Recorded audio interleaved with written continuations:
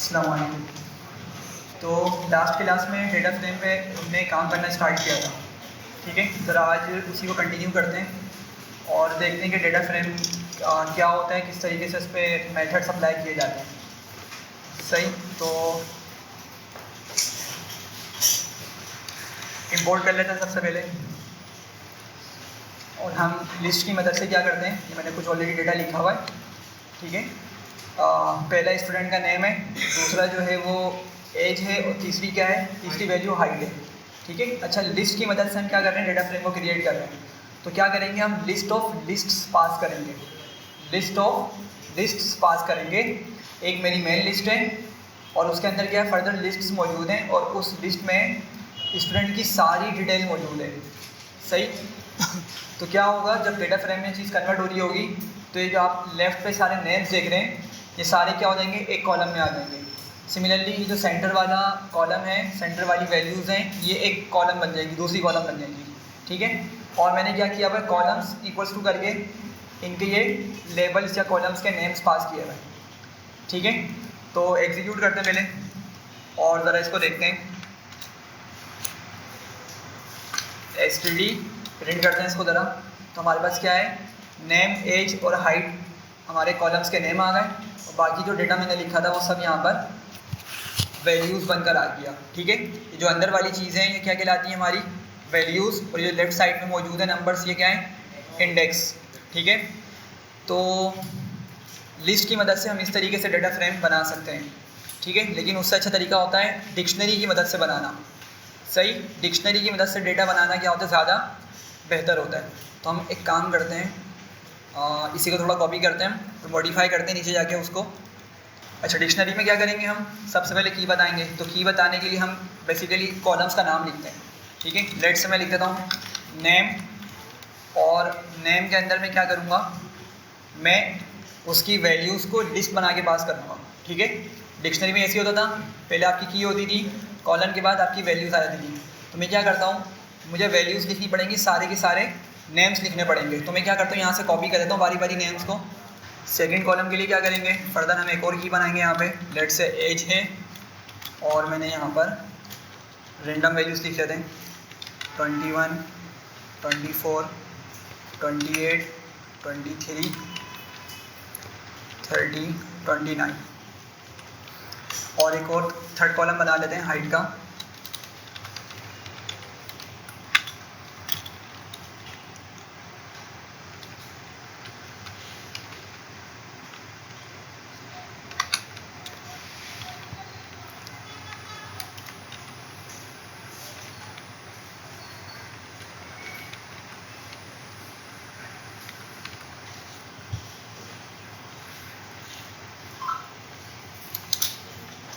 सही है, तो मैंने यहाँ पे क्या किया, डिक्शनरी की मदद से एक डेटा फ्रेम बना। क्या किया मैंने, कॉलम्स के नाम रखने के लिए बेसिकली की बना के यहाँ पे नाम रखे, और कॉलम्स के अंदर जो मुझे वैल्यूज़ चाहिए उसको मैंने वैल्यूज़ वाली जगह पर लिस्ट बना के पास कर दिया। सही, अब ज़रा देखते हैं इसको एग्जीक्यूट करके एक मरतबा। तो std प्रिंट करवाते हैं, तो हमारे पास क्या है, बिल्कुल उसी तरीके से डेटा देखने को मिल रहा है। ज़्यादा बेहतर कौन सा है, ज़्यादा बेहतर हमारा डिक्शनरी वाला है, ठीक है। क्यों, क्योंकि पांडास भी क्या करता है, अभी हम जब देखेंगे ना, जब CSV फाइल से या एक्सेल फाइल से जब हम डेटा को लोड कर रहे होते हैं तो बैकेंड में भी हमारी डिक्शनरी बन के ही वो क्या कर रहा होता है, सारे डेटा को लेकर आ रहा होता है। और इसमें बहुत सारे सिमिलर ऑपरेशंस हमें देखने को मिलेंगे जो हमारे डिक्शनरी से रिलेटेड होते हैं। सही है, ऐसा नहीं कि लिस्ट को कंसिडर नहीं करता, मतलब लिस्ट वाले ऑपरेशंस को भी कंसिडर कर रही है, लेकिन ज़्यादा बेटर क्या है कि डिक्शनरी वाले तरीके से हम इसको लेके चलेंगे आगे, ठीक है। तो सिंपल तरीके से हमने क्या किया, यहाँ पे डेटा फ्रेम बना लिया। सही, अच्छा, अब हमारे पास एक मेथड होता है वैल्यूज़ का, ठीक है। तो मैं एक काम करता हूँ, मेरे डेटा फ्रेम का नाम है std, मैं यहाँ लिखता हूँ std डॉट सॉरी, अगर आपने ये जो डिक्शनरी बनाई उसकी लिस्ट बराबर ना हो, मतलब नाम मैंने ये 6 डाल दी, पेजेस कम डाल दी, तो नहीं काम करेगा, एरर दे देगा, वो एरर दे देगा, 0 0 भी नहीं करेगा, तो एरर दे देगा। नहीं वो एरर दे देगा उसको। और देखें इसको, लेट से मैंने यहाँ पे एक एज कम कर दी, ठीक है।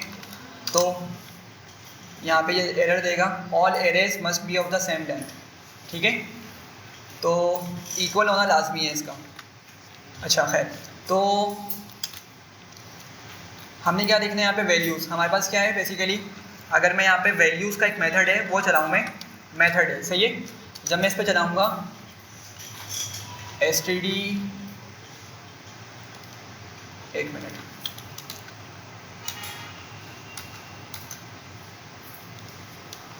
अच्छा सॉरी, ये एट्रीब्यूट है, मेथड नहीं है, एट्रीब्यूट है, ठीक है। तो std डॉट वैल्यूज़ किया तो क्या आया हमारे पास, अब आपको डेटा देखने को मिल रहा है, ठीक है। और डेटा क्या दिखा रहा है आपको, उस लिस्ट वाले फॉर्मेट में दिखा रहा है, ठीक है। लेकिन अगर आप लोग बाहर देखें तो क्या लिखा हुआ है, एरे, सही है। तो हमने जो बात की थी कि पांडास के बैकएंड पे कौन चल रहा होता है, नमपाई चल रहा होता है, वो इससे प्रूव हो जाता है, ठीक है। और ये किस तरह की कितनी डायमेंशनल एरे है, 2 डायमेंशन है, ठीक है। किस तरह आइडेंटिफाई हुआ, स्टार्टिंग के ब्रैकेट्स को देख लें या एंड के ब्रैकेट्स को देख लें, सही है। अच्छा, एक और चीज़ इसमें होती है हमारे पास कि लेट से हमारे पास ये डेटा फ्रेम मौजूद है। लेट से अगर मेरे पास ये आप इंडिसेस देख रहे हैं, ये डिफ़ॉल्ट इंडिसेस हैं, डिफ़ॉल्ट इंडिसेस यहाँ पे असाइन हुए हैं जिस तरह सीरीज़ में हुआ करते थे। अगर हम चाह रहे हैं कि भाई ये डिफ़ॉल्ट इंडिसेस ना आए, हमारा कोई एक कॉलम ही क्या हो जाए, इंडेक्स कॉलम बनकर आ जाए, ठीक है। तो हम क्या करेंगे, यहाँ पर एक हमारे पास सेट इंडेक्स का मेथड होता है, ठीक है। सेट इंडेक्स का एक मेथड होता है, उसमें हम क्या करेंगे, कॉलम नेम पास करेंगे तो क्या हो जाएगा हमारा, वो इंडेक्स कॉलम बन जाएगा, वो कॉलम हमारा इंडेक्स कॉलम बन जाएगा। तो लेट से हम यहाँ लिखते हैं std dot set underscore index, और मैंने यहाँ पे लिखा नेम थी हमारे पास, कॉलम का नाम कैपिटल N के साथ है, नेम, ठीक है। तो ज़रा देखें क्या होगा। अब हमारे पास जो 0 और 1 देखने को मिल रहे हैं ना, लेबल्स, सामने जो नंबर्स देखने को मिलते हैं बेसिकली लेबल्स होते हैं। तो अब वो रिप्लेस हुआ किससे, हमारी इन नेम वाली वैल्यूज से, ठीक है। तो इंडेक्स हमारा कॉलम बन चुका है, अब नेम वाला कॉलम हमारा इंडेक्स बन चुका है, सॉरी जी, डिफ़ॉल्ट इंडिसेस को हमने हटा दिया, डिफ़ॉल्ट लेवल इंडेक्स बोले, डिफ़ॉल्ट लेवल इंडेक्स जो थे उसको हमने रिप्लेस कर दिया किससे, कॉलम्स के नेम के साथ, सही है। लेकिन ये टेम्पोरेरी हो रहा है अभी, ये क्या है, टेम्पोरेरी है। क्यों टेम्पोरेरी है, क्योंकि रन टाइम पे इसने मुझे आउटपुट दिखा दिया है। तो अगर मैं दोबारा से जाके std को प्रिंट करता हूँ तो यहाँ पर आपको वही पुराना वाला डेटा फ्रेम देखने को मिलेगा, 0, 1 और इस तरह की लेबल इंडिसेस के साथ। ये भी 0 से स्टार्ट होती है जी, ये भी 0 से स्टार्ट हो रही है। लेकिन आज हम देखेंगे इंशाल्लाह ताला कि लेट से अगर मैंने 2 रो डिलीट कर दी ना, यहाँ से सेकंड नंबर वाली जो लेवल इंडेक्स है इसकी रो अगर मैंने डिलीट कर दी तो आपकी जो नेक्स्ट वाली रो है इसको 2 असाइन नहीं होगा, ये फिर भी 3 ही रहने वाला है, ठीक है। तो इसी वजह से इसको क्या बोलते हैं, हम लेबल बोलते हैं। लेकिन पाइथन पांडास ने इसकी बैकएंड पे भी एक अपने पास इंडेक्सिंग सेव की हुई है, ठीक है। तो वो क्या होगी, वो अपडेट हो जाएगी। अगर लेट से मैंने 2 वाली को डिलीट कर दिया तो पाइथन बैकएंड पे क्या करेगा, मतलब इंटरनली क्या करेगा, अब वो अगली वाली को खुद से 2 असाइन कर देगा, सही है। तो वो इंटीजर इंडेक्सिंग है लेकिन यहाँ पर लेवल इंडेक्सिंग चल रही है, तो यहाँ पे 3 मिलने वाला है, सही है। अच्छा खैर, अब हम एक काम करने लगे, हम यहाँ पर कुछ कॉलम से रिलेटेड ऑपरेशन देखने लगे। लेट से आपके पास एक बेसिक सा डेटा फ्रेम मौजूद है, ठीक है। बहुत हमने इसमें कुछ स्मॉल वैल्यूज़ रखी हैं, छोटा डेटा फ्रेम है हमारे पास, तो हम इस पर कुछ ऑपरेशन परफॉर्म करते हैं। ज़रा हमने क्या करना है, कॉलम्स के साथ ज़रा डील करना है और हमें सिंगल कॉलम को निकालना है, सही है। जब भी हमें डेटा फ्रेम पे काम करना होगा ना, अभी हम देखेंगे क्यूरीज में जाके, जब डेटा फ्रेम को हम लोड कर रहे होंगे CSV से या एक्सेल फाइल से, तो हमें लाजमी जो है ना सीरीज़ पर काम करना पड़ रहा होता है। यूनिवेरिएट एनालिसिस होती है, उसका नाम कहलाता है यूनिवेरिएट एनालिसिस। तो हम क्या करते हैं, बारी बारी कॉलम्स को निकाल के उस पर ऑपरेशन परफॉर्म करते हैं। तो ज़रा देखते हैं कि सिंगल कॉलम को हम किस तरह से एक्सेस कर सकते हैं। क्या करना होगा, सबसे पहले आपने अपने वेरिएबल का नाम लिखना है जो कि क्या है, std। तो अगर मैं इससे लेट से सिर्फ एज वाला कॉलम निकालना चाह रहा हूँ, ठीक है, तो मैं क्या करूँगा, मैं आगे लिखूँगा स्क्वायर ब्रैकेट और यहाँ पे क्या लिख दूँगा, कॉलम का नाम लिखूँगा, तो मुझे क्या मिल जाएगा, उस कॉलम की सारी वैल्यूज़ मिल जाएंगी, ठीक है। अच्छा, उसके साथ डिटेल भी बताता है आपको कि भाई ये नेम कॉलम है, सॉरी इस कॉलम का नेम क्या है, एज है, और डेटा टाइप क्या है इसकी, इंटीजर 64 है, सही है। तो हमने देख लिया कि सिंगल कॉलम किस तरीके से निकाला जाता है। अच्छा, अगर आप लोगों को याद हो तो हम जिस तरह से डिक्शनरी से वैल्यूज़ को एक्सेस किया करते थे, वो भी यही तरीका था, ठीक है। की पास करते थे हम, उस वेरिएबल का नाम लिख के अंदर स्क्वायर ब्रैकेट में की पास किया करते थे। तो हमारे पास ये एज भी क्या है, एक की ही है। अगर आपको थोड़ा ऊपर वाले डिक्शनरी का फॉर्मेट याद आ रहा हो, हमने किस तरह डेटा लिखा था, एज को की बना के लिखा था, तो सिमिलरली आपका जिस तरह डिक्शनरी से डेटा निकलता है उसी तरीके से हम क्या कर पा रहे हैं, यहाँ से डेटा को निकाल पा रहे हैं। सही है। अच्छा, लेट से अगर एक से ज़्यादा कॉलम्स निकालना है, एक से ज़्यादा कॉलम्स निकालना है मुझे, लेट से नेम भी निकालना है और एज भी निकालना है, तो क्या करेंगे, थोड़ा सा डिफरेंस इसमें डिफरेंट हो जाता है काम। वो क्या है, हमने एसटीडी लिखा और अब आपको एक और स्क्वायर ब्रैकेट का यूज़ करना पड़ेगा। अगर आपने एक से ज़्यादा कॉलम्स निकालने हैं, भले 2 हों 10 हों, आपको फिर डबल स्क्वायर ब्रैकेट का यूज़ करना पड़ेगा। अब इसमें बस नाम लिख देंगे हम। तो मुझे क्या क्या चाहिए, नेम चाहिए और एज चाहिए। तो मैंने यहाँ पे इसको पास किया, तो इसने क्या किया, हमारे उन 2 कॉलम्स को लाकर दे दिया। सही है। अच्छा, एक और चीज़, अगर हमने कोई सीक्वेंस में इसको कॉलम्स के नाम नहीं दिए तो जब भी ये काम कर जाएगा। ठीक है, मतलब कहने का ये कि लेट से मेरे पास ये डेटा है, मैं इससे बोलता हूँ पहले हाइट लेकर आओ और फिर क्या लाओ, फिर नेम लेकर आओ। तो सीक्वेंस मैंने इसकी चेंज कर दी, तो ये उस वक्त भी क्या करेगा, डेटा को ले आएगा। तो क्या करते हैं हम यहाँ पे कॉपी करके नीचे इसको दोबारा से लिखते हैं और मैं यहाँ पे नेम के बजाय लिख देता हूँ हाइट और यहाँ पे नेम। तो क्या करेगा, उसी सीक्वेंस में हमारे डेटा को ये लेकर आ जाएगा। सही है। सिमिलरली अगर आपके पास लेट से बहुत सारे कॉलम्स हैं डेटा के अंदर, आप जितने भी कॉलम्स निकालना चाहें आप डबल स्क्वायर ब्रैकेट का यूज़ करते हुए इस तरीके से अपने डेटा को निकाल सकते हैं। सही है यहाँ तक। अच्छा, सेकेंड और थर्ड ऑपरेशन है हमारे पास डिलीटिंग अ कॉलम। लेट से अगर हमें कॉलम को डिलीट करना हो तो क्या करेंगे हम, किसी का माइंड में है कि हम डिक्शनरी से किस तरह से डेटा डिलीट किया करते थे?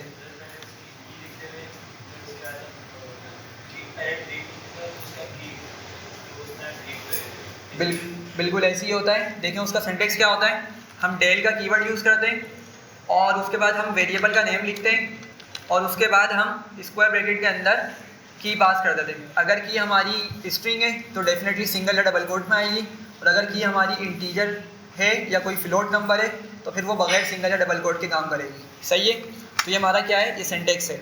अब लेट से मुझे एक कॉलम डिलीट करना है तो मैं क्या करूँगा, उसके लिए मैं लिखूँगा डेल और वेरिएबल ने मेरा एसटीडी है, एसटीडी लिखा मैंने और यहाँ पे क्या पास करूँगा, लेट से मुझे हाइट डिलीट करनी है। क्या डिलीट करनी है, हाइट। तो मैं हाइट यहाँ पे लिख दूँगा। तो क्या होगा, ये परमानेंटली जाकर हमारे डेटा फ्रेम से इस कॉलम को डिलीट कर देगा। तो अब की मरतबा अगर मैं एसटीडी प्रिंट करूँगा सॉरी, तो मुझे क्या मिलेगा, सिर्फ यही 2 कॉलम्स देखने को मिलेंगे। सही है यहाँ तक। अच्छा, हमने ये एक कॉलम डिलीट किया है। ठीक है, डिलीटिंग का कॉलम मतलब एक कॉलम डिलीट किया है।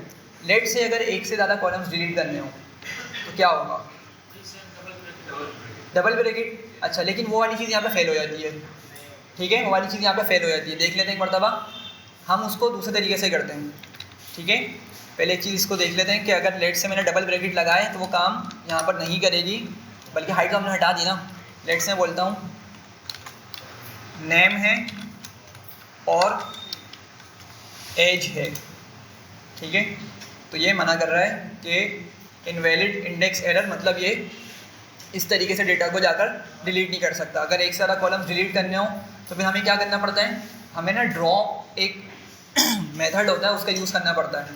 ड्रॉप का मेथड यूज़ करना पड़ता है। वो क्या होता है, देखें, लेट से अगर मैंने लिखा std.drop, ठीक है, ये ड्रॉप क्या करता है, हमारा रिमूव वाला काम कर रहा होता है या डिलीट वाला काम कर रहा होता है। सही है। तो मैं क्या करूँगा, स्क्वायर ब्रैकेट्स बनाऊँगा और अब मैं यहाँ पे ब्रैकेट्स का यूज़ करके, बल्कि यहाँ से कॉपी कर लेता हूँ मैं, इस पूरे अंदर वाले ब्रैकेट को मैं उठा के लिख दूँगा इस ड्रॉप के ब्रैकेट्स के अंदर। ठीक है, बस इस तरीके से लिखना है हमें। तो क्या करेगा, ये हमारे कॉलम्स को डिलीट कर देगा, ड्रॉप करवा देगा। सही है। लेकिन एक मसला होता है, ड्रॉप जो है ना, इसके अंदर एक और पैरामीटर होता है। उस पैरामीटर का नाम है एक्सिस। ठीक है, ये एक्सिस क्या करता है, ये एक्सिस बेसिकली पांडास को गाइड करता है कि भाई उसने कॉलम डिलीट करना है या रो डिलीट करनी है। ठीक है, कोई फीचर डिलीट करना है या किसी रिकॉर्ड को डिलीट करना है। ठीक है, फीचर बेसिकली कॉलम को बोलते हैं और रिकॉर्ड आपका रो होती है। सही है। तो एक्सिस ये जो पैरामीटर है गाइड करेगा उसको कि भाई किस तरह तुमने डिलीट करना है। तो बाय डिफ़ॉल्ट जो इसकी वैल्यू क्या होती है, 0 होती है। ठीक है, और 0 का मतलब यहाँ पे क्या होता है, रो नहीं, यहाँ पे रो होता है। नम पाई से थोड़ा डिफरेंट है यहाँ पे। नम पाई के अंदर जी दोनों में 0 रो ही किस में, 0 कॉलम होता था नंपाई में यार। सर मैंने देखा तो वो तो दोनों। अच्छा पक्का? मैंने पढ़ा है, लेकिन बाकी किसी को याद आ रहा है क्या? मैं इनमें कंफ्यूज हो जाता हूँ असल में, लेकिन थोड़ा मेरे माइंड में बैठा हुआ था कि नंपाई के अंदर 0 कॉलम को शो करता है और 1 रो को शो करती है नंपाई के अंदर। जी 0 कॉलम को शो करता है ना।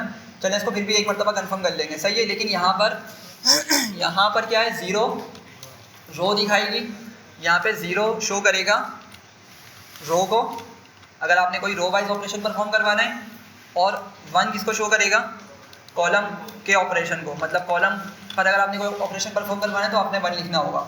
तो लेट से मैं यहाँ पे लिखता हूँ 1, ठीक है। तो क्या करेगा, हमारे डेटा को इसने डिलीट कर दिया और आप देखें कि कुछ भी हमारे डेटा में नहीं दिखा रहा, सिर्फ उसके सॉरी हाँ, ड्रॉप आपके एक से ज़्यादा कॉलम्स को ड्रॉप करने के लिए यूज़ होता है, और डिलीट जो है ना, डेल जो है आपका वो सिंगल कॉलम करता है डिलीट बस, सही है। सर ये डिसेस क्यों आ रहा है? हाँ ये डिसेस क्यों आ रहा है? असल में ये चेंज हमारा परमानेंट नहीं हुआ, ये टेम्पोरेरी चेंज हुआ है, ठीक है।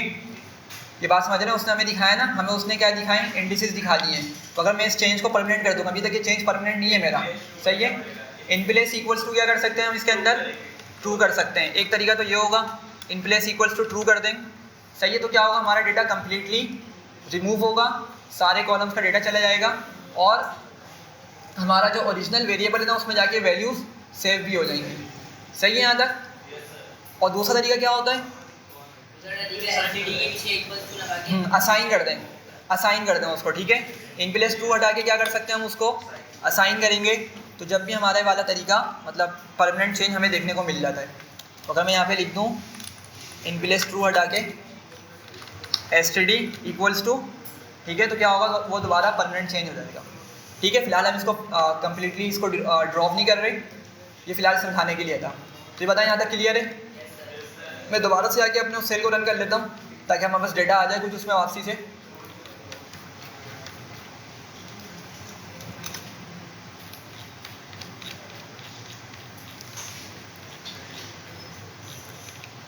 चलें, अच्छा, डिलीटिंग मोर देन 1 कॉलम हम इसको देख चुके हैं कि हमें किस तरीके से करना होता है, ये ड्रॉप की मदद से करना होता है। अच्छा, नेक्स्ट है हमारे पास कि हमने कॉलम ऐड करना है।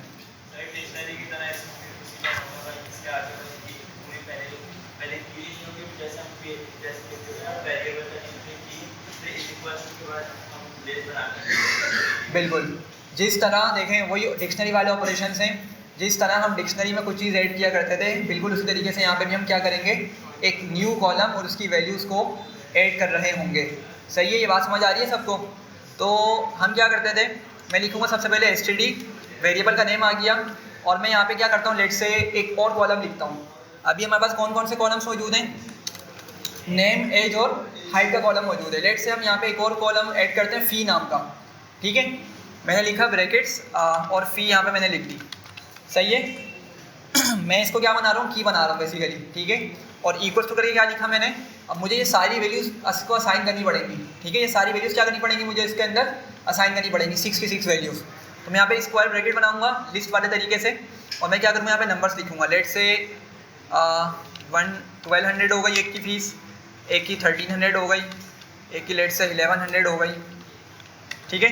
अच्छा, मैं यहाँ पे ना कुछ नल वैल्यूज़ भी लेकर आता हूँ, कुछ यहाँ पे नल वैल्यूज़ भी लाता हूँ। तो उसके लिए क्या लिखूँगा मैं, np.nan करके लिखूँगा, सही है, ताकि मेरे पास कुछ नल वैल्यूज़ आ जाएँ। तो ये 4 वैल्यूज़ हो चुकी हैं हमारे पास। एक और वैल्यू लिखते हैं 905 हो गई, और फिर दोबारा से np.nan कर देता हूँ, सही है। तो मैंने 2 वैल्यूज़ को नल रखा, बाकी वैल्यूज़ मैंने असाइन करवा दी।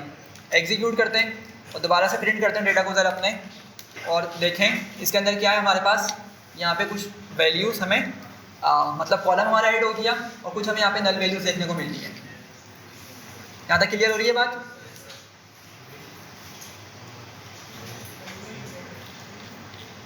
सर जी सर, ये आपने यहाँ ना इंटीजर वैल्यू दे दी है या फ्लोट दिखा रहा है। हाँ, असल में नैन जो होता है ना, जो नल होता है, हमने इसको अभी तक डिस्कस नहीं किया, लेकिन ये जो नल वाली वैल्यूज़ होती है ना, इसकी डिफ़ॉल्ट डेटा टाइप क्या होती है, फ्लोट होती है, ठीक है। इसकी डिफ़ॉल्ट डेटा टाइप क्या होती है, फ्लोट 64 होती है। तो ये क्या करता है, जब इसको ये बिल्कुल नंबर वाले तरीके से काम करता है कि भाई अगर इसको एक भी वैल्यू हमारे डेटा के अंदर, कॉलम के अंदर एक भी वैल्यू मिल गई ना, लेट से हमने सारी वैल्यूज इंटीजर लिखी हैं, लेकिन अगर इसको एक वैल्यू, एक डेटा भी उसको फ्लोट का मिल गया तो पूरे कॉलम को फ्लोट बना देगा, ठीक है। और लेट से पूरा कॉलम हमारा, लेट से बहुत बड़ा कॉलम है और उसके अंदर हमारे पास न्यूमेरिक डेटा मौजूद है, लेट से इंटीजर है फॉर एग्जांपल, लेकिन अगर उसमें उसको कहीं भी कोई स्ट्रिंग देखने को मिल गया तो पूरे कॉलम को क्या कंसिडर कर लेता है ये स्ट्रिंग, क्योंकि ना इसकी मतलब नंपाई की करेक्टरिस्टिक होती है कि इसकी जो डेटा टाइप होती है ना वो फिक्स होती है। डेटा टाइप क्या होती है? फिक्स होती है, मतलब अगर इंटीजर है तो इंटीजर रखेगा, इंटीजर प्लस फ्लोट आ गया तो फ्लोट कर देगा पूरे कॉलम को। अगर इंटीजर भी मौजूद है, फ्लोट भी मौजूद है और स्ट्रिंग भी मौजूद है पूरे कॉलम के अंदर, डिफरेंट डिफरेंट वैल्यूज है, कुछ इंटीजर है, कुछ फ्लोट है, कुछ स्ट्रिंग है, तो पूरे कॉलम को स्ट्रिंग कंसीडर कर लेता है। फिर ये ऑब्जेक्ट बोलता है, लेकिन उसको पाइथन के अंदर, पांडास के अंदर क्या बोलते हैं? स्ट्रिंग वाले कॉलम को ऑब्जेक्ट बोलते हैं। ये देखा था हमने शायद जी, बोल सकते हैं। ये उसकी कुछ हायरार्की बनी हुई है कि अगर इंटीजर होगा तो सिर्फ इंटीजर कंसीडर कर लेगा, इंटीजर के साथ फ्लोट आ गया तो फिर फ्लोट को कंसीडर करेगा। बिल्कुल उसी में ले जाएगा, ठीक है। ये ऐसा नहीं करेगा कि भाई 1200 के लिए लेट से अगर फॉर एग्जांपल उसको 8 बाइट्स का स्पेस रिक्वायर्ड है, ठीक है, लेकिन बाकियों के लिए उसको चाहिए फॉर एग्जांपल 16 बाइट्स चाहिए, ठीक है। मतलब समझे बात को, 1200 है, ये बड़ा नंबर है ना, लेट से इसको 16 बाइट्स में इस डेटा को स्टोर करना है, लेकिन बाकी मेरे पास लेट से यहाँ पे ये जो 900 आ रहा है ना, इसके लिए इसको सिर्फ 8 बाइट्स चाहिए। तो अब ये डेटा टाइप्स जो है ना, इसकी मतलब जो स्पेस है उसको चेंज करके नहीं रखेगा, सबकी एक ही वैल्यू असाइन करेगा। मतलब सबकी क्या करेगा? 16 बाइट्स में वैल्यूज़ को स्टोर कर रहा होगा ये, ठीक है। फिक्स डेटा टाइप होती है इसकी, बाइट्स के हिसाब से भी और डेटा टाइप्स के हिसाब से भी।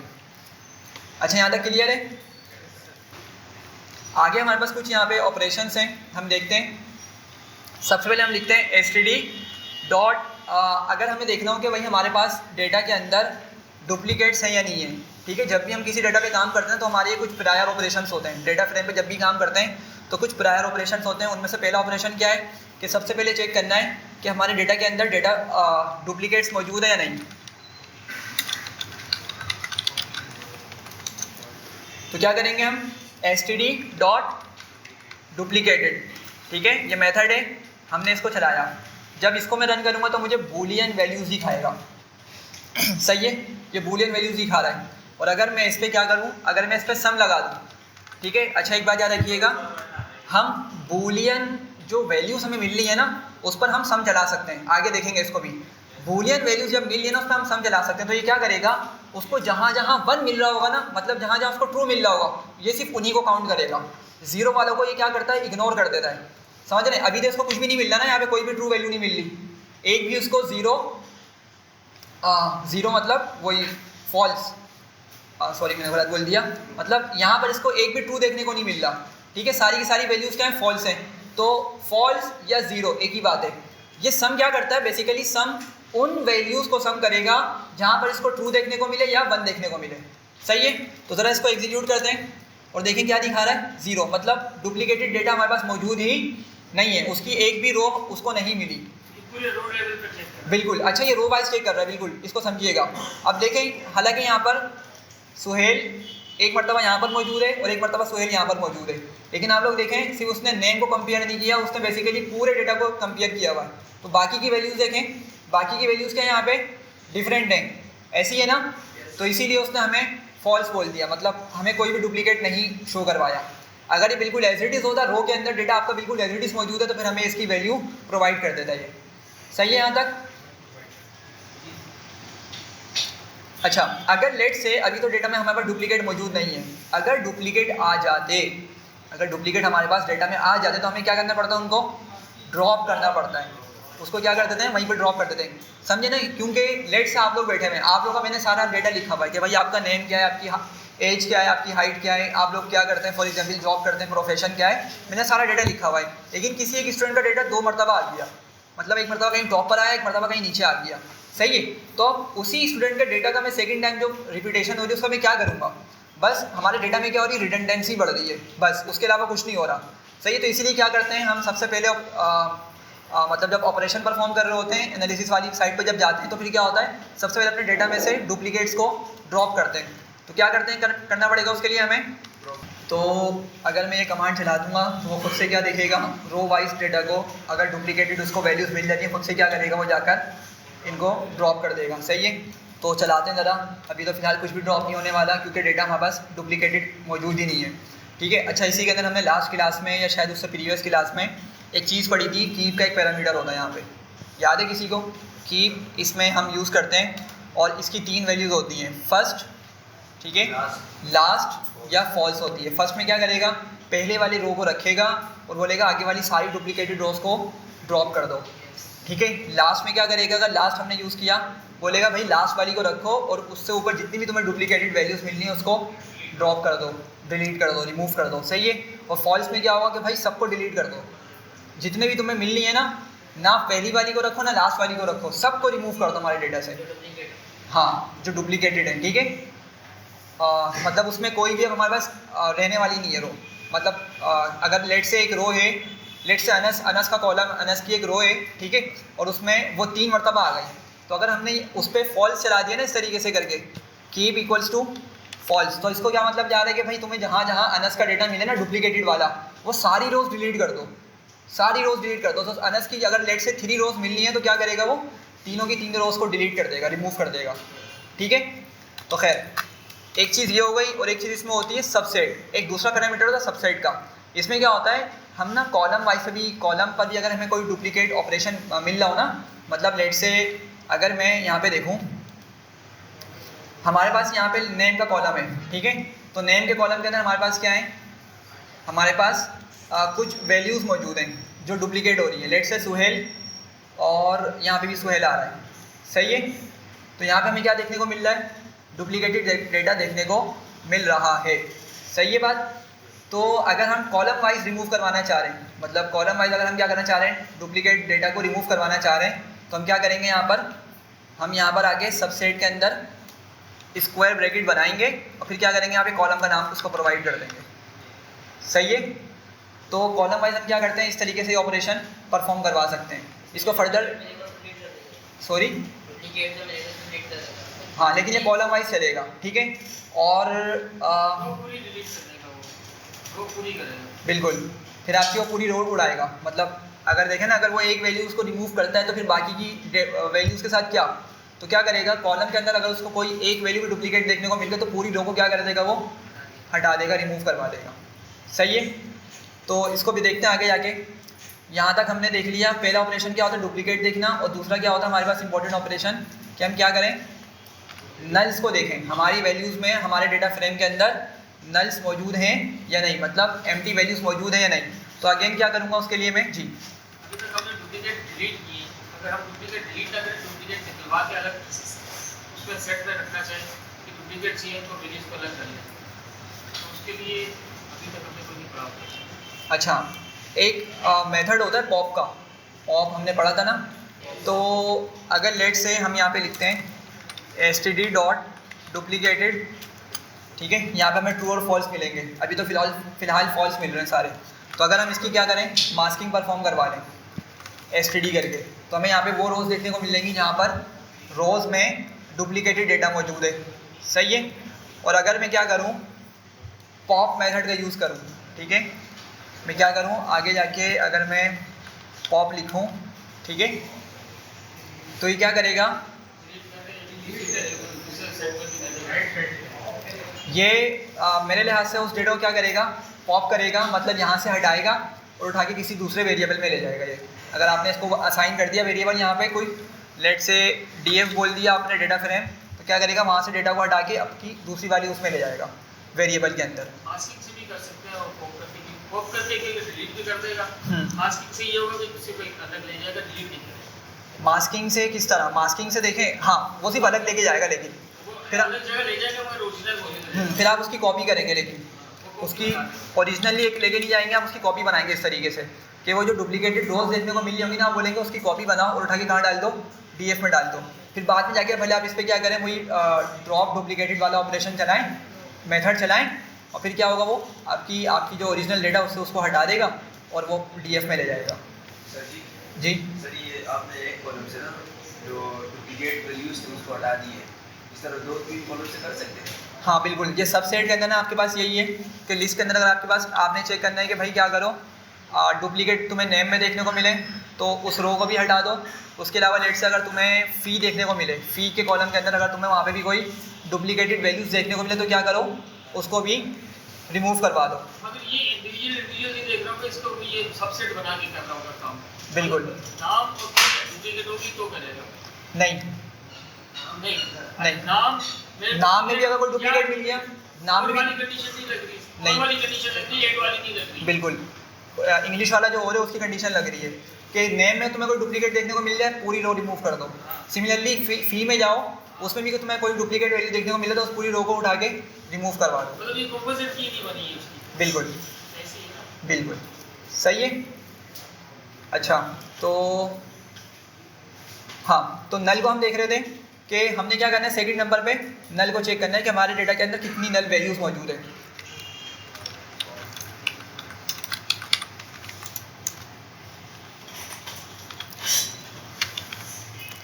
क्या करेंगे उसके लिए, अगेन वही हम यूज़ करेंगे std डॉट इस नल का भी यूज़ कर सकते हैं और इस na का भी यूज़ कर सकते हैं।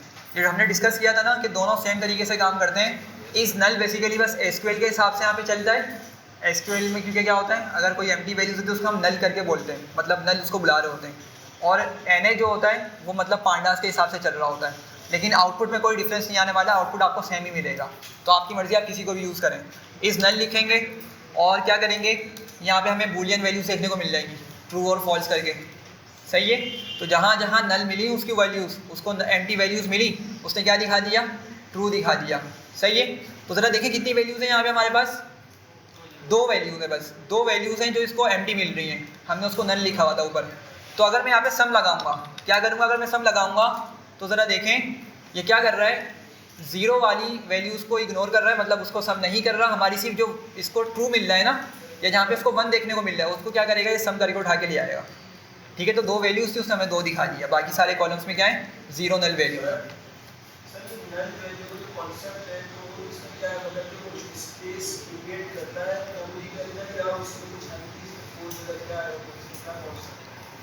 स्पेस क्रिएट करता है, उसके आगे क्या बोला है,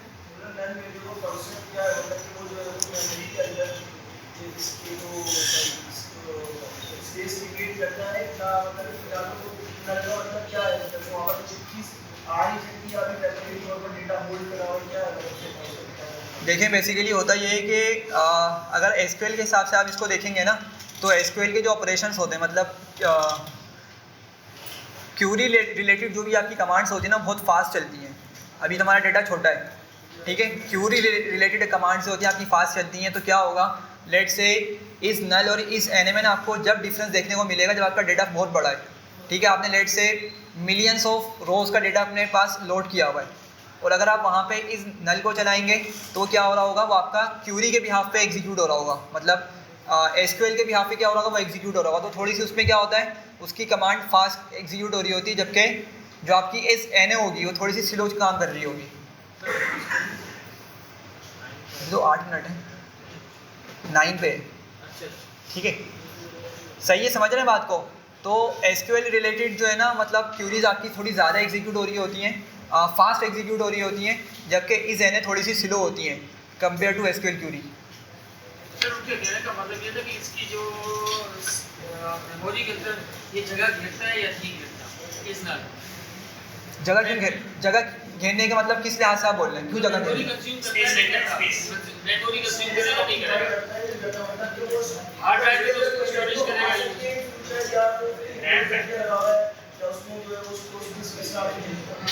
भाई जगह तो लेगा ना, ये स्पेस तो ऑक्यूपाई करेगा ना, उसके बगैर किस तरह से हो सकता है।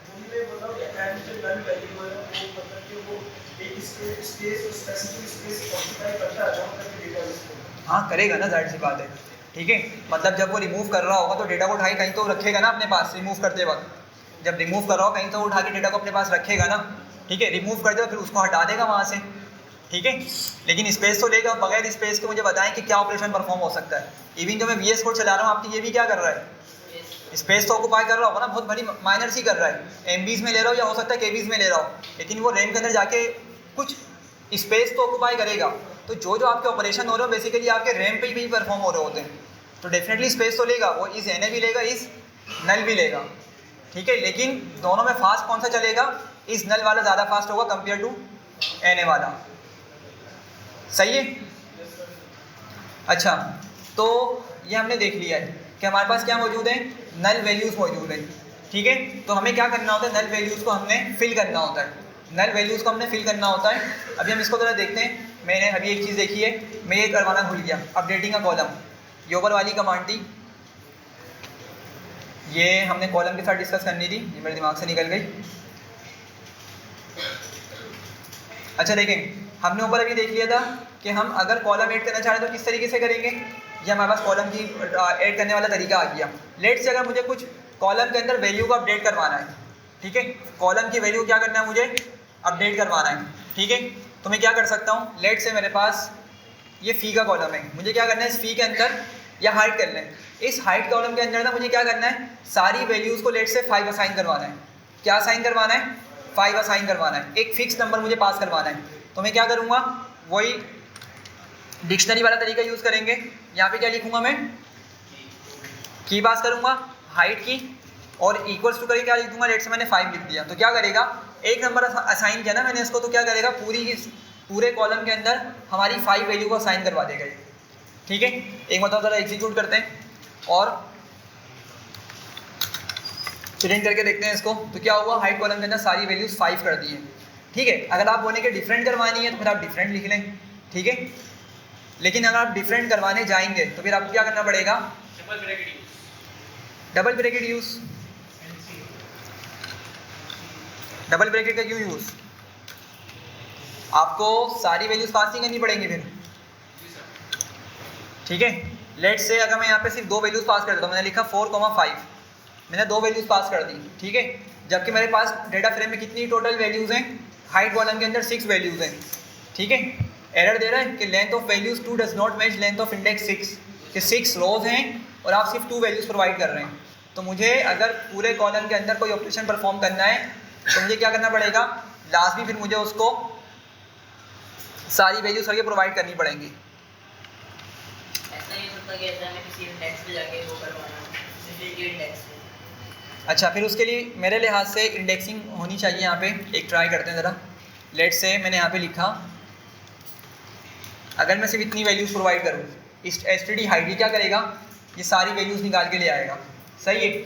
अब अगर मैं जाऊँ इस पर बोलूँ इंडेक्सिंग परफॉर्म करूँ कि 1 वाला कॉलम उठाओ, मतलब वो वाली वैल्यू उठाओ जिस पे क्या लिखा हुआ है, 1 मौजूद है, तो ले आया उस वैल्यू को, ठीक है, मतलब 5 ले आया ना। देखें, जब मैंने 1 पास नहीं किया था इसको, तो 1 पे क्या मौजूद है, मतलब सब जगह 5 मौजूद है वैसे तो, लेकिन मैं इसको टारगेट कर रहा हूँ। मैंने इसको बोला कि हाइट कॉलम निकाल के क्या करो, उसमें से 1 वाली वैल्यू को लेकर आओ, सही है। तो ये क्या ले आएगा, 5 ले आएगा। फिर आप क्या करें, इसमें साइन करवा दें, या तो लेट से मैंने 4.5 कर दिया इसको, ठीक है। और अब दोबारा एग्जीक्यूट करते हैं पहले एसटीडी को, तो क्या हो गया, आपके पास उस जगह पर वो वैल्यू देखने को मिल गई है, सही है। तो अगर आपको कोई स्पेसिफिक करवाना है, आप इसकी फिर प्रॉपर इंडेक्सिंग करें। लॉक आई लॉक का भी यूज़ कर सकते हैं, पढ़ा था हमने, अभी दोबारा पढ़ेंगे इंशाल्लाह ताला। लॉक आई लॉक का भी यूज़ कर सकते हैं, और अगर चाहें तो इस तरीके से डायरेक्ट इंडेक्सिंग यहाँ पे अभी काम कर रही है, अभी डायरेक्ट इंडेक्सिंग यहाँ पे काम कर रही है ना, लेकिन ये कंफ्यूजिंग होती है, कभी काम करती है कभी नहीं करती है। तो बेहतर ये होता है कि लॉक या आई लॉक का ही यूज़ करके अपने डेटा को निकालें, सही है। खैर, तो ये चीज़ें हो गई हैं, नल्स हमने देख लिए। अगर मुझे नल को फिल करना हो तो आप लोग बताएं कि क्या तरीक़ेकार होता है हमारे पास, नल को फिल करने के क्या क्या तरीके होते हैं, ठीक। वो तो सही है, लेकिन उसके पीछे थ्योरी क्या होती है कि मैं किस वैल्यू से करूँगा, फिल एने करूँगा, अंदर क्या लिखूँ। देखें, फिक्स वैल्यू होती है, एक टेक्निक होती है, फिक्स वैल्यू से आप उसको रिप्लेस कर दें, फिल करवा दें। दूसरा क्या होता है कि मीन से करवाएं। तीसरा क्या होता है, मीडियन होता है, ठीक है। मॉड का कब यूज़ होता है, मॉड आपका स्ट्रिंग डेटा के अंदर यूज़ हो रहा होता है। मतलब लेट से कोई ऑब्जेक्ट है आपका, ऑब्जेक्ट कॉलम है, ऑब्जेक्ट कॉलम का मतलब स्ट्रिंग है, ठीक है। लेट से ये नेम वाला कॉलम मेरे पास मौजूद है, तो अगर इसके अंदर कोई चीज़ मिसिंग आ गई है तो फिर मैं क्या करूँगा, मैं ऑब्जेक्ट मतलब ये जो मेरा नेम वाला कॉलम है इसका मैं मॉड निकालूंगा, और उस मॉड को मैं लेट से यहाँ पे रुहेल लिखा हुआ है, रुहेल मतलब एम्प्टी है वैसे, ठीक है। यहाँ पे रुहेल लिखा है, लेकिन यहाँ पे कंसिडर करें कि ये एम्प्टी है वाली जगह, तो मैं क्या करूँगा, इस पूरे कॉलम का पहले मॉड निकाल लूँगा और उस मॉड को यहाँ पे रिप्लेस करवा दूँगा, फिल करवा दूँगा। ये कैटेगोरिकल कॉलम में, स्ट्रिंग वाले कॉलम ये तरीका इस्तेमाल होता है, लेकिन जो न्यूमेरिकल कॉलम्स होते हैं उसमें क्या होता है, मीन, मीडियन, या एक तरीका हमने शायद पढ़ा था या नहीं पढ़ा था, I don't know, F fill और बैक फिल, ये पढ़ा है हमने, नहीं पढ़ा। चलें इसको देखते हैं फिर। लेट से मैंने टारगेट किया किसको, फी वाले कॉलम को, ठीक है, std.fee लिखा मैंने, object has no attribute fee, spelling यही लिखी थी, अच्छा एफ कैपिटल है, ठीक है, ये कॉलम आ गया। मैं इसको क्या बोलूँगा, फिल एन, क्या करो, इस कॉलम पे जाओ और यहाँ पे एन को फिल करो, सही है। अब अंदर ना मैं कोई यहाँ पे फिक्स वैल्यू दे सकता हूँ, लेट से मैंने लिख दिया 2, मैंने क्या लिख दिया, 2 लिख दिया, तो ज़रा देखें जो एन वाली वैल्यू से क्या होगा, यहाँ पे 2 आ गया, एक तरीका ये। दूसरा तरीका क्या होता है, मीडियन निकालने या मीन निकालने, तो अगर मैं लिखता हूँ std.fee.mean, क्या करोगे भाई, मेरे फ़ी कॉलम का ही क्या करो, मीन निकाल लो और उसको रिप्लेस करवा दो मेरी इन जगहों पे। तो ज़रा देखें अब क्या वैल्यू देखने को मिल रही है हमें, कौन सी थी, यही थी ना शायद, एक ये थी और एक ये थी, तो उसने हमारा एवरेज 1125 निकला, इससे रिप्लेस करवा दिया। एक तरीका होता है मीडियन का, मीडियन से रिप्लेस करवा दो, ठीक है, तो मीडियन भी आ जाएगा, मीन से फिल कर सकते हैं डेटा को, मीडियन से फिल कर सकते हैं। अच्छा, एक दो चीज़ें और होती है, बी फिल, एफ फिल, ये क्या होता है, मैंने लिखा है std.fee.fill na और मैंने यहाँ पे एक मेथड का पैरामीटर होता है, मैंने इसका यूज़ किया, ठीक है, मेथड इक्वल्स टू, अब अगर मैं जाऊँ तो मुझे एक वैल्यू मिलती है बी फिल की, ठीक है, जिसका मतलब होता है बैक फिल। बी फिल का मतलब क्या होता है, बैक फिल। अब ये होता क्या है,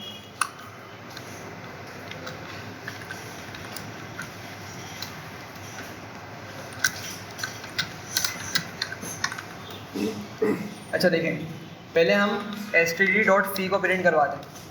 क्या डेटा मौजूद है मेरे पास, ये कुछ डेटा मौजूद है, सही है। अब होगा क्या, जब मैं बी फिल कर रहा हूँ ना, तो इसका मतलब क्या है कि पांडास ने इस कॉलम में मूव करेगा और जब वो पहुँचेगा इस जगह पर 1100, उसके बाद वाली वैल्यू उसमें क्या मिल रही है, नल मिल रही है, ठीक है, लेकिन वो क्या करेगा, फिर आगे चला जाएगा, रुकेगा नहीं यहाँ पे, वो क्या करेगा, आगे चला जाएगा, उसको अगली वैल्यू क्या मिलेगी, 900 मिलेगी। तो अगर हमने मेथड में बी फिल लिखा हुआ है तो क्या करेगा, इस वैल्यू को उठाकर इस पीछे वाली जगह पर फिल करवा देगा।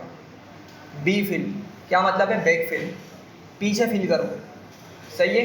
तो क्या हुआ, इसने ये वैल्यू पकड़ी, इसने इस वाली वैल्यू को उठाया और उठा के इस वाली जगह पर इसने फिल करवा दिया, सही है। तो बी फिल आपका इस तरीके से काम करता है। और एफ फिल किस तरह काम करता है, एफ फिल क्या करेगा, पांडास अगेन पूरे कॉलम में मूव कर रहा होगा, लेट से उसको इस पॉइंट के बाद एक एम्प्टी वैल्यू देखने को मिल रही है, एक एम्प्टी सेल देखने को मिल रहा है, तो क्या करेगा, वो इस वाली वैल्यू को क्या करेगा, फॉरवर्ड फिल करवा देगा। एफ फिल क्या है, फॉरवर्ड फिल है, तो वो इस वाली वैल्यू को उठाकर अगली वाली वैल्यू में फिल करवा देगा। तो पहले हम बी फिल को चेक करते हैं ज़रा, बी फिल एग्जीक्यूट किया तो ज़रा देखें क्या हुआ, उसने 900 को उठा के पीछे फिल करवा दिया, बिल्कुल करवा दिया, लेकिन लास्ट वाली वैल्यू को उसने फिल नहीं करवाया, क्यों, क्योंकि उसके बाद उसको वैल्यू मिली नहीं रही कि जिसको पीछे फिल करवाए, सही है। तो क्या करता है, जहाँ जहाँ एम्प्टी वैल्यूज देखने को मिल रही होंगी उसके बाद वाली वैल्यू को उठाकर पीछे फिल करवा देगा। ये क्या आपका, ये बी फिल मेथड है, सही है। और अगर हमने इसका एफ फिल यूज़ किया तो क्या करेगा, आगे फिल करवा देगा, ठीक है, फॉरवर्ड फिल एग्जैक्टली, और ये आपका एफ हो जाएगा। सिमिलरली यहाँ पर हम इसको कर देंगे बी की जगह एफ फिल, ठीक है। तो ज़रा देखें क्या हुआ, 1100 को इसने यहाँ फिल करवा दिया और इस 900 को इसने नेक्स्ट वाली जगह पर फिल करवा दिया, ठीक है। तो ये डिफरेंट तरीके हैं, लेकिन सबसे बेटर तरीका क्या होता है कि हम डेटा के जो सेंट्रल पॉइंट है ना, सेंट्रल टेंडेंसी जिसकी हमने शायद बात की थी, उससे फिल करवाएं, ठीक है। तो अगर डेटा में आउटलायर्स मौजूद हैं तो फिर हम किससे फिल करवाते हैं, डेटा को मीडियन से करवाते हैं। और अगर डेटा में आउटलायर्स मौजूद नहीं हैं, किससे फिल करवाएंगे डेटा को, मीन से करवाएं मीडियन से कराएं, दोनों के आंसर सेम ही होते हैं। ठीक है, नमपाई हमने इसको डिस्कस किया था, मुझे याद पड़ रहा है। सर और ये फ्यूचर वार्निंग जो आ रही है पीछे हाँ, असल में ये बता रहा है कि ये जो चीज़ है ना आपकी, ये ख़त्म होने वाली है। आगे आने वाले वर्जन से ना पांडास के, ये चीज़ ऑब्सोलीट हो जाएगी, ऑब्सोलीट हो जाएगी। Series dot fill N with method is deprecated and will raise in a future version, मतलब क्या हो जाएगा, ख़त्म कर दिया जाएगा, बिल्कुल सही। ठीक है, फ्यूचर वर्जन के अंदर। तो फिर उसके क्या हो सकता है कि कुछ और मेथड ये निकालें, फ़िलहाल के लिए चल रहा है तो अभी हम फ़िलहाल इसी को यूज़ कर रहे हैं। ठीक है, खैर, तो हमने क्या करना है, हमने इस तरीके से फिल करवाना है। तो हमने अभी तक कोई भी चीज़ परमानेंट फिल नहीं करवाई भी, हम क्या करते हैं, हम दोबारा से std डॉट फिल करते हैं और उसके बाद फिल na कर देंगे। किससे? अभी मीन से भी कर सकते हैं और किससे भी कर सकते हैं, मीडियन से भी कर सकते हैं। ज़रा देखें आप लोग, अगर मैं std डॉट फी करूँ और मैं मीन निकालूँ तो क्या वैल्यू मिल रही है मुझे, 1125 मिल रही है। जबकि अगर मैं इसका मीडियन निकालूँ तो 1150, मतलब किलोज़ है, इतनी कोई ज़्यादा डिफरेंस नहीं है। ठीक है, 25 का डिफरेंस है। अब आप इसको चाहें तो ज़्यादा कंसिडर करें या ना करें, लेकिन किलोज़ है ये। ठीक है, नॉर्मली क्या होता है, डेटा हमें बहुत ज़्यादा डिफरेंस देखने को मिल रहा होता है मीन और मीडियन के अंदर। तो आपकी मर्ज़ी, मीन से करवाएं या मीडियन से करवाएं। फ़िलहाल हम इसको किससे करवा देते हैं, मीन से हम इसको फिल करवा देते हैं। मैं लिखता हूँ यहाँ पे std डॉट फी डॉट मीन, और क्या करो, इसको इन प्लेस ट्रू कर दो, मतलब परमानेंटली इसको क्या कर दो, फिल कर दो। एग्जीक्यूट किया और अब की मरतबा अगर डेटा को देखेंगे जाकर, तो हमारे किसी भी डेटा पॉइंट से अंदर अब कोई एम्प्टी रो मौजूद नहीं है, कोई एम्प्टी सेल मौजूद नहीं है, सब जगह डेटा फिल हुआ हुआ है। ये क्लियर हो रही है बात? जी, सम से क्यों करवाएंगे, मतलब करवा सकते हैं, करवाने में तो हम सिंगल वैल्यू से भी करवा सकते हैं, लेकिन सम से फिल करवाना आपका कोई लॉजिकल सेंस नहीं बनाएगा। समझे बात को? ये असल में ना अभी स्टैटिस्टिक्स पढ़ी नहीं है, ज़रा स्टैटिस्टिक्स का जब हम डिस्कस करेंगे ना तो आपको और इस पर थोड़ा सा क्लियर होगा। लेकिन हमने इसका थोड़ा बहुत पार्ट पीछे पढ़ा था नंपाई के अंदर, अगर आप लोगों को याद आ रहा हो, हमने इसको पढ़ा था, शायद मैंने एज की एग्जाम्पल ली थी, मुझे याद पड़ रहा है, और हमने उसका आउटलायर बनाया था बॉक्स प्लॉट की मदद से। ठीक है, तो इसी वजह से हम क्या कर रहे हैं, मीन या मीडियन का यूज़ कर रहे हैं। वैसे तो आप किसी भी तरीके से फिल करवा दें, सही है, लेकिन क्या होगा, अभी तो हम मतलब नॉर्मल पढ़ रहे हैं ना, सही है, लेकिन जब डेटा एनालिसिस आप परफॉर्म कर रहे हैं या मशीन लर्निंग पर आप काम कर रहे हैं, तो अगर हमने कोई रैंडम उठा के ऐसी डेटा फिल करवा दिया ना, तो एक वैल्यू भी क्या होती है मशीन लर्निंग के लिए, एक समझ लें जहर की गोली साबित हो जाती है, उसकी सारी लर्निंग ख़राब हो जाती है। तो हमें डेटा को बहुत प्रॉपर तरीके से क्या करना पड़ता है, मशीन को देना पड़ता है, ताकि वो अच्छे से लर्न कर सके। सही है सर लास्ट क्लास में मीन ने जो है ज़्यादा वैल्यू दिखाई थी और मीडियन ने कम, लेकिन अभी मीडियन ज़्यादा दिखा रहे हैं। अच्छा, असल में बात ये है कि आपका जो वैल्यू ख़राब हो सकती है ना, वो मीन की हो सकती है, याद रखिएगा। ये तो बात कन्फर्म है कि आपकी जो मीन वाली वैल्यू है ना, वो आपकी मतलब आगे पीछे हो सकती है, लेकिन मीडियन आपको क्या करता है, मीडियन आपको ना एक प्रॉपर वैल्यू देता है। अभी मीन क्यों हमें कम मिल रहा है, मीडियन क्यों ज़्यादा मिल रहा है, इसकी वजह ये हो सकती है कि हमारे डेटा के अंदर जो फ़ी है ना, वो ज़्यादा छोटी वैल्यूज़ हों। समझे बात को? अगर मैं आपको यहाँ पे दिखाऊँ तो ज़रा देखें, फ़ी के अंदर आप देखें, आपको वैल्यूज़ छोटी ज़्यादा देखने को मिलेंगी। ज़रा देखें, यहाँ से यहाँ तक आप, नहीं सॉरी, यहाँ से लेके यहाँ तक आपकी ये 4 की 4 वैल्यूज़ क्या हैं, छोटी हैं। ठीक है, और सिर्फ ये क्या है, 2 वैल्यूज़ आपको बड़ी देखने को मिल रही हैं, तो इसीलिए इसका मीन क्या हो गया, आपको छोटा देखने को मिल रहा है। आपका जो मीन है वो छोटा देखने को मिल रहा है, लेकिन आपकी जो प्रॉपर वैल्यू है वो मीडियन आपको बता रहा होता है। इसको मैंने शायद डिस्कस किया था।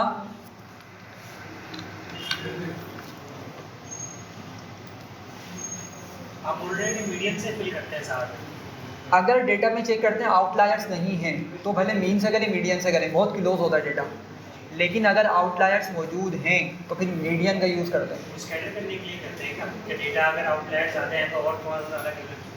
देखें, अगर आउटलायर्स मौजूद है ना डेटा के अंदर, तो पहले तो हम कोशिश ये करते हैं कि हमारे आउटलायर्स किसी तरीके से रिमूव हो जाएं। ठीक है, और दूसरा क्या करते हैं, अगर आउटलायर्स हम रिमूव नहीं करें तो हम क्या करते हैं, मीन का फिर यूज़ नहीं करते, मीडियन यूज़ करते हैं। अब लेट से मैं आपको एक एग्जाम्पल देता हूँ। आपके पास ये नंबर लाइन है, ठीक है, और आपको मालूम है कि आपके पास यहाँ पे लेट से 0 मौजूद है, तो उसके लेफ़्ट पे क्या मौजूद होगा, नेगेटिव वैल्यूज़ होंगी। लेफ़्ट पे क्या होती है, सारी नेगेटिव, और यहाँ पे क्या होती हैं, सारी पॉजिटिव वैल्यूज़ होती हैं। अब लेट से जो हमारी फ़ी है ना, वो कहाँ से कहाँ तक की रेंज में, वो 900 से लेके कहाँ तक की रेंज उसकी गई है, 1300 तक गई है। तो लेट से मैं यहाँ पे पॉइंट कंसिडर करता हूँ, ये मेरी 900 वैल्यू है, ठीक है, ये 1000 हो गई, इसको मैं 1 के लिख देता हूँ। फिर ये क्या हो गई 1.1 के 1100 हो गई, और फिर यहाँ पे क्या आ जाएगी 1.2 के, और फिर यहाँ पे 1.3 के। ऑफकोर्स ये पूरे पूरे नंबर्स होंगे, मैंने इसको शॉर्टकट में के करके लिख दिया, ठीक है। अच्छा अब समझें, अगर हम बात करें कि हमारा डेटा कहाँ से कहाँ तक जा रहा है, यहाँ से लेकर यहाँ तक हमारे डेटा की रेंज क्या है, यहाँ से लेकर यहाँ तक की रेंज है, मतलब 900 से 1300 तक की इसकी रेंज बनती है। अगर डिफरेंस निकालें तो पता चल जाएगा, 1300 माइनस 900 करें कितना बचेगा 400, मतलब पूरा जो हमारा डेटा है वो 400 900 से लेके 1300 तक की रेंज में लाई कर रहा है, ठीक है। और जो टोटल कितना बनता है गेप 400 का बनता है, सही है। अब अगर 400 का हम एक सेंट्रल पॉइंट निकालें, ठीक है, सेंट्रल पॉइंट निकालें तो सेंट्रल पॉइंट कहाँ आएगा इसका 200, मतलब 1100 के करीब करीब आज का पॉइंट बन रहा होगा। मेरी बात समझ रहे हैं? मतलब कहने का ये है कि भाई अगर मैं यहाँ से लेके यहाँ तक कंसिडर करूँ कि कितना नंबर है टोटल, ये डिफरेंस निकालने के बाद 400 बनता है, तो 400 का सेंट्रल पॉइंट क्या होगा 200 होगा, और मतलब ये नंबर हमारा 900 से स्टार्ट हो रहा है, तो इसमें 200 प्लस करके कितना हो जाएगा 1100, मतलब यहाँ पे कहीं हमारा सेंट्रल पॉइंट लाई कर रहा है, ठीक है। लेकिन ये रेंज की मदद से निकालना है हम, ये किसकी मदद से निकाल रहे हैं, रेंज की मदद से। हमारे पास और पैरामीटर्स भी मौजूद हैं सेंट्रल पॉइंट निकालने के, एक तो मीडियन है और दूसरा मोड है, ठीक है। तो मीन में क्या होता है, मीन किस तरह कैलकुलेट होता है, वो ना आपके जितने भी पॉइंट्स हैं उनको सम करेगा, उनको क्या करेगा वो सम करेगा। अब लेट से यहाँ पे क्या क्या मौजूद था मेरे पास 900 था, 1125 है, अच्छा नहीं 1125 तो हमारा क्या है, बल्कि हमारा मीन है ना, 1125 तो क्या है हमारा मीन है, हमने इसको मीन से रिप्लेस कर दिया है। ओरिजिनली यहाँ पे क्या मौजूद था, डेटा नल था, यहाँ पे एम्प्टी वैल्यूज थी, कुछ भी मौजूद नहीं था। तो हमारा डेटा कौन कौन सा था, 900 का डेटा था, ये 1100 था, ये 1300 था, ये 1200 था, सही है, ये 4 वैल्यूज थी। तो मीन क्या करेगा, इनको सम करेगा, 900 प्लस 1100 प्लस 1300 प्लस 1200, इनको सम किया, सम करके खुद इसको डिवाइड किससे कर देगा 4 से कर देगा, सही है। और फिर जो हमें पॉइंट देखने को मिलेगा वो हमारा क्या होगा, बेसिकली एक मीन की मदद से निकाला हुआ सेंट्रल टेंडेंसी का पॉइंट है, मतलब सेंटर ऑफ द डेटा यहाँ लाई करता है। और वो क्या वैल्यू देखने को मिली मुझे 1125 देखने को मिली है, तो 1.1 के है ना, मतलब यहाँ पर कहीं लाई कर रहा होगा मेरा सेंट्रल पॉइंट। लेकिन किसकी मदद से निकाला मैंने, ये मीन की मदद से निकाला, ठीक है। अच्छा अब मीडियन क्या करता है, मीडियन पता है क्या करता है, आपको मालूम है कि मीडियन ना इन नंबर्स को कंसिडर नहीं करता। क्या मतलब कंसिडर नहीं करता, भाई देखें मीडियन क्या करता है, मैं यहाँ पे नंबर्स लिखता हूँ। पहला नंबर क्या है भाई 900, सेकंड नंबर क्या है 1100, उसके बाद क्या है 1200 और फिर 1300। मैंने इसको सीक्वेंस में लिख लिया। तो मीडियन क्या करेगा, मीडियन ना इन नंबर्स को इटसेल्फ कंसिडर नहीं करेगा, मतलब क्या करेगा, वो सिर्फ इनकी लेंथ को कंसिडर कर रहा होता है, ठीक है। वो नंबर्स कितना बड़ा है कितना छोटा है उसको कंसिडर ही नहीं करता, ठीक है, बिल्कुल। तो क्या करेंगे, अगर आपको मीडियन निकालना है, ये कितने नंबर है टोटल 4 नंबर्स है ना, वो क्या करेगा, यहाँ से इस नंबर को कैंसिल करेगा, यहाँ से इस नंबर को कैंसिल करेगा। अब सेंटर में कितने नंबर्स रहेगा हमारे पास 2, अभी इवन नंबर्स है ना, टोटल 4 नंबर्स है हमारे पास, भले वो नंबर्स कुछ भी हों लेकिन लेंथ कितनी है उसकी 4 है। तो उसने लेफ्ट से एक नंबर कैंसिल किया, राइट से एक नंबर कैंसिल किया, तो 2 नंबर बच गया सेंटर के। तो क्या करेगा वो, इन सबको मतलब इन दोनों को सम करेगा, सिर्फ सेंटर के 2 नंबर को सम करेगा और डिवाइड कर देगा किससे 2 से। तो अगर आप खुद भी करेंगे ना, इसको सम करेंगे डिवाइड करेंगे 2 से, तो आपको मीडियन निकलेगा। आपको मीडियन की वैल्यू क्या देखने को मिलेगी 1150 देखने को मिल रही होगी, समझ रहे हैं। तो अगर आपका डेटा के अंदर बहुत कोई बड़ा नंबर आ जाए या कोई छोटा नंबर आ जाए तो मीडियन पे इतना इफेक्ट नहीं पड़ता। क्यों? क्योंकि मीडियन उस बड़े वाले नंबर को इटसेल्फ कंसिडर नहीं करती। मीडियन की जो मतलब साइकी है या मीडियन की जो कैलकुलेशन है वो उस नंबर को कंसिडर नहीं करती, हाँ उस नंबर को एक लेंथ बना के जरूर कंसिडर करती है। गैप कितना आ रहा है डेटा में उस तरीके से कंसिडर करती है। बिल्कुल। अगर मैं आपको एक और एग्जांपल दूं, लेट से मेरे पास कुछ नंबर्स हैं, मैं एज लिखता हूँ यहाँ पे 23 आ गई एक एज, एक आ गई 24। अच्छा मैं इसको सीक्वेंस में लिख रहा हूँ खुद से, ठीक है। मीडियन निकालने के लिए हमें क्या करना पड़ता है, सबसे पहले डेटा को अरेंज करना पड़ता है, एग्जैक्टली सॉर्ट करना पड़ता है असेंडिंग ऑर्डर के अंदर। तो 24 आ गई, 25 आ गई, लेट से फिर आपके पास 27 आ गई, फिर 34 आ गई और 38 आ गई, और लेट से यहाँ पे हमने लिखा 28 आ गए, सही है। ज़रा काउंट करें कितने नंबर है टोटल, 7 है ना। तो क्या होगा, आपका जो मिडिल नंबर है, मिडिल नंबर डायरेक्ट वो क्या होगा, आपका मीडियन बन जाएगा। कैसे बनेगा, यहाँ से एक नंबर कैंसिल करें, यहाँ से भी एक नंबर कैंसिल करें, ठीक है। फिर दोबारा यहाँ से एक नंबर कैंसिल, यहाँ से एक नंबर कैंसिल, यहाँ से कैंसिल, यहाँ से कैंसिल, बीच में कौन रह गया, एक नंबर रह गया ना, डायरेक्ट आपका मीडियन है, ठीक है। लेकिन अगर ये नंबर्स आपके कितने हो, इवन नंबर्स में हो, मतलब ये टोटल नंबर्स की लेंथ कितनी हो, इवन हो, तो फिर क्या होगा, बीच में 2 नंबर रह जाएंगे, ठीक है। लेट्स मैं यहाँ पे एक नंबर और लिख लेता हूँ, 19 लिख लिया मैंने, मैं इन पे से क्रॉस हटाता हूँ, मैंने यहाँ पे 19 ले लिया, ठीक है। अब क्या होगा, अब की मर्तबा दोबारा से वही कैंसिलेशन करें, यहाँ से 19 जाएगा, यहाँ से 38, यहाँ से 20, 34, 23, 27। अब क्या इन दोनों को भी कैंसिल कर दूँ, नहीं ना, फिर मीडियन कैसे निकलेगा, तो इन दोनों को तो रखना पड़ेगा ना, बिल्कुल। तो इनको सम करके क्या करेंगे, डिवाइड बाई 2 कर देंगे, समझ रहे हैं। तो आपका भले अगर ये नंबर मैंने 380 लिख दिया होता, लेट से अगर मेरा नंबर 380 होता, तो क्या इसका कोई इफेक्ट पड़ रहा है मेरे डेटा पर ओरिजिनली, नहीं पड़ रहा। वो सिर्फ उसकी लेंथ को कंसीडर कर रहा है, उस नंबर को कंसीडर कर रहा है लेंथ बना के, ठीक है। तो सिर्फ सेंटर वाले को क्या करता है, वो हमारे कंसीडर करते हुए उसका डिवाइड बाई 2 करेगा और उसका आंसर प्रोवाइड कर देगा।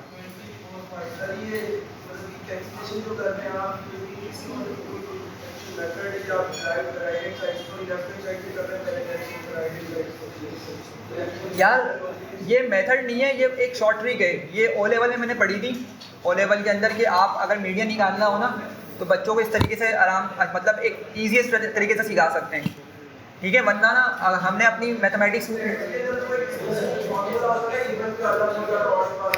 बिल्कुल ऐसी है, मैं वही बताना चाह रहा था कि नॉर्मल हमने जो मैथमेटिक्स पढ़ी होती है ना 11 के अंदर, हमारे पास उसके प्रॉपर फॉर्मूलाज होते हैं, ठीक है। लेकिन उससे आसान तरीका ये है कि आप इसको इस तरह समझा दें, मुझे ज़्यादा बेहतर ये तरीका लगता है, तो मैं इसी को, वो तो आप राइट से कर लें, हाँ राइट से करें, लेकिन इक्वल चलना है। अगर राइट से कैंसिल करें तो फिर लेफ्ट भी कैंसिल करेंगे, फिर राइट पे अगर दूसरा नंबर कैंसिल करें फिर लेफ्ट भी करेंगे, ये आपका रूल होना चाहिए। भले आप लेफ्ट से स्टार्ट करें फिर राइट पे जाएं, या राइट से स्टार्ट करके लेफ्ट पे, इससे कोई फर्क नहीं पड़ेगा, लेकिन दोनों को साथ साथ लेके चलना है, ठीक है। तो इससे आपका फॉर्मूला भी याद नहीं रखना पड़ेगा और आपको डायरेक्ट आपका मीडियन भी निकल कर आ जाएगा, ठीक है। हाँ सॉर्टेड हो, ठीक है, मतलब ऐसे फिर काम ही नहीं करेगा ना, गलत आपको मीडियन निकल के मिल जाएगा, सही है। तो खैर यहाँ देखें यार, यहाँ देखें, बातें नहीं करें।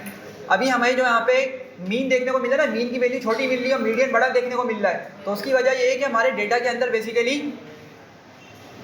ये 4 पॉइंट्स हैं, 900, 1100, 1200 और 1300। तो बेसिकली हमारा जो डेटा है ना इसके अंदर वो थोड़ा छोटा है, 900 थोड़ा ज़्यादा छोटा आ गया, सही है। तो इसकी वजह से क्या हो रहा है, हमारे डेटा पर असर पड़ रहा है और उसका जो सेंट्रल पॉइंट है वो उठ के कहाँ शिफ्ट हो गया, लेफ्ट पे शिफ्ट हो गया। तो इसीलिए हमारे पास ये जो नंबर लाइन है ना, ये जो नंबर लाइन है, इसमें हमें जो मीडियन देखने को मिल रहा है वो 1150 देखने को मिल रहा है, ठीक है।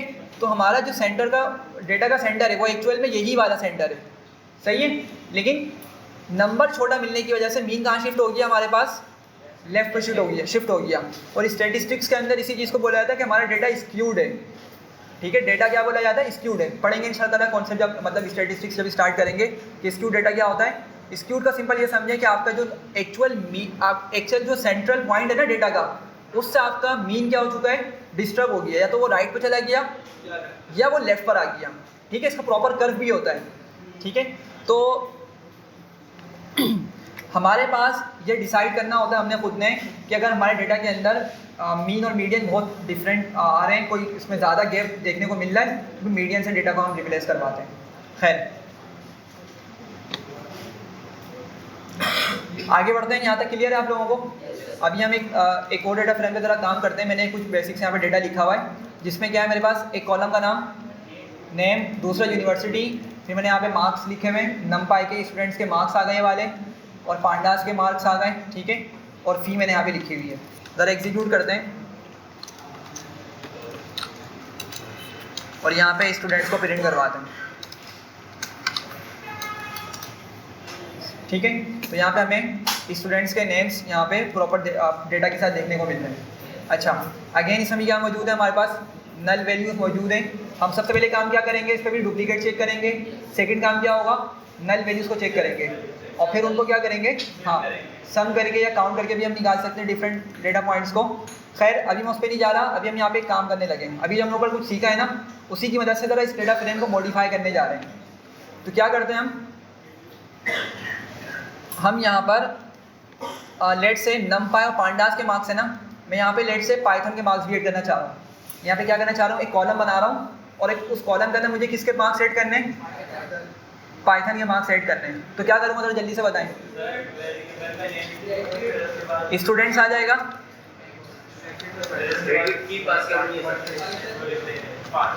पाइथन आ गया, और फिर मैं क्या करूँगा यहाँ पे वैल्यूज दे दूँगा। लेट से 50 मार्क्स हम कंसिडर करते हैं, 50 मार्क्स का टेस्ट हुआ लेट से, उसमें किसी के 23 आए, किसी के 27 आ गए, 32, 35, 38 और 40 होगा पूरे पॉइंट्स।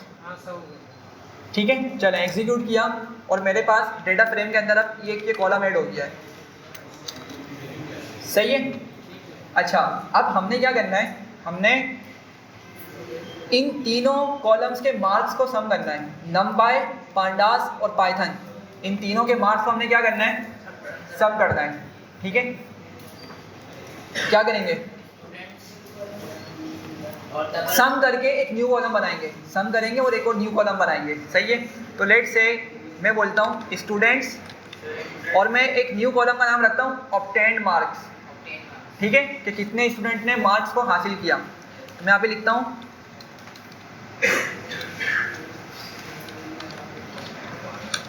ऑब्टेन्ड, सिर्फ ऑब्टेन्ड, चलो अच्छा मार्क्स भी लिख देते हैं। सही है, ऑब्टेन्ड अंडरस्कोर मार्क्स लिख दिया मैंने। क्या करूँगा, इक्वल टू करके मैं क्या यूँ लिख सकता हूँ इसको, स्टूडेंट्स डॉट नमपाई, ऐसा भी कर सकते हैं, ये पढ़ाया था मैंने। देखें बात समझिएगा, अगर हम डेटा फ्रेम से डेटा निकाल रहे हैं तो हम डॉट करके भी कॉलम का नाम लिख सकते हैं। ठीक है, हाँ, तो मैंने यहाँ पे इसको इस तरह यूज़ कर लिया, डॉट नमपाई, फिर प्लस करूँगा स्टूडेंट्स डॉट पांडास, ठीक है, प्लस स्टूडेंट्स डॉट पाइथन। इन तीनों के मार्क्स को मैंने सम किया, उठा के किसमें डाल दिया, मैंने ऑब्टेन्ड मार्क्स के कॉलम में डाल दिया। अब समझिएगा बात को, पांडास खुद से इस चीज़ को हैंडल करेगा, वो 34 उठाएगा, 37 उठाएगा, 23 उठाएगा, सम करेगा इन तीनों को और क्या करेगा, मेरे पास ऑब्टेन्ड मार्क्स का एक न्यू कॉलम देखने को मिलेगा यहाँ पर, और जो सम आया ना इन तीनों वैल्यूज़ का, वो क्या करेगा, उठा के यहाँ पे लिखवा देगा, यहाँ पे इसको स्टोर करवा देगा। ये बात समझ रहे हैं। तो इसको गाइड करने की ज़रूरत नहीं कि तुम रो वाइज काम करो या कॉलम वाइज काम करो, बस हमने इतनी चीज़ लिख दी। ये खुद से क्या करेगा, उन डेटा को सम करके हमें एक न्यू कॉलम ऐड करके दे देगा। ठीक है, तो ये ऑब्टेन्ड मार्क्स का कॉलम हमारे पास आ गया। अब ये 94 बेसिकली आपके पास ये और इसका सम आ रहा है। सही है यहाँ तक। अच्छा, ऑब्टेन्ड मार्क्स आ गए। अब हमने क्या करना है, हमने परसेंटेज कैलकुलेट करनी है इनकी। क्या करनी है इनकी, परसेंटेज कैलकुलेट करनी है। क्या होगा, परसेंटेज का फॉर्मूला क्या होता है, obtained marks divided by total marks. मतलब मुझे पास यहाँ पे टोटल मार्क्स का एक कॉलम भी ऐड करना चाहिए मुझे। टेक्निकली इस कॉलम इस डेटा फ्रेम के अंदर एक टोटल मार्क्स का कॉलम बता देना चाहिए, लगा देना चाहिए, ताकि क्या हो, आइडिया हो सके कि हाँ भाई ये टोटल मार्क्स हैं। तो मैं क्या करूँगा, थोड़ा जल्दी से बताएं। स्टूडेंट्स और क्या लिखूँगा आगे, टोटल मार्क्स इक्वल्स टू क्या लिखूँ, 150 लिख दूँ, क्योंकि 3 सब्जेक्ट्स हमने कहा तीनों के जो टेस्ट हैं वो 50-50 मार्क्स के हुए। ठीक है, तो मैंने 150 लिख दिया।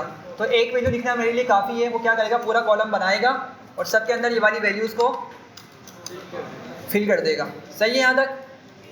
अच्छा, अब परसेंटेज निकालने में थोड़ी सी हमें आसानी होगी। सर, और इसे ऑब्टेन्ड मार्क्स से पहले आप कर सकते हैं, मतलब ऑब्टेन्ड मार्क्स से पहले आ जाए टोटल मार्क्स जो है। हाँ बिल्कुल, वो कर सकते हैं, नहीं करते हम। ठीक है, इसमें 2 चीज़ें देखते हैं। जैसे मैंने पाइथन को पी कैपिटल बना के लिख दिया बाय मिस्टेक, तो हम इसको देखते हैं कि किस तरह इसका नाम सही करेंगे।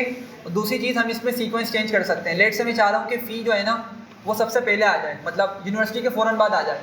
ठीक है, हम इसको करते हैं, ज़रा पहले ये वाली कैलकुलेशन परफॉर्म करते हैं। मुझे बताएं कि परसेंटेज निकालनी है, तो क्या करूँगा मैं, स्टूडेंट्स डॉट, हाँ हम कॉलम भी बना सकते हैं। चलें, अच्छा पहले कॉलम का नाम लिख लेते हैं, परसेंटेज इक्वल्स टू, फिर students dot obtain marks divided by students dot total marks, ठीक है। और फिर क्या करेंगे हम इसको,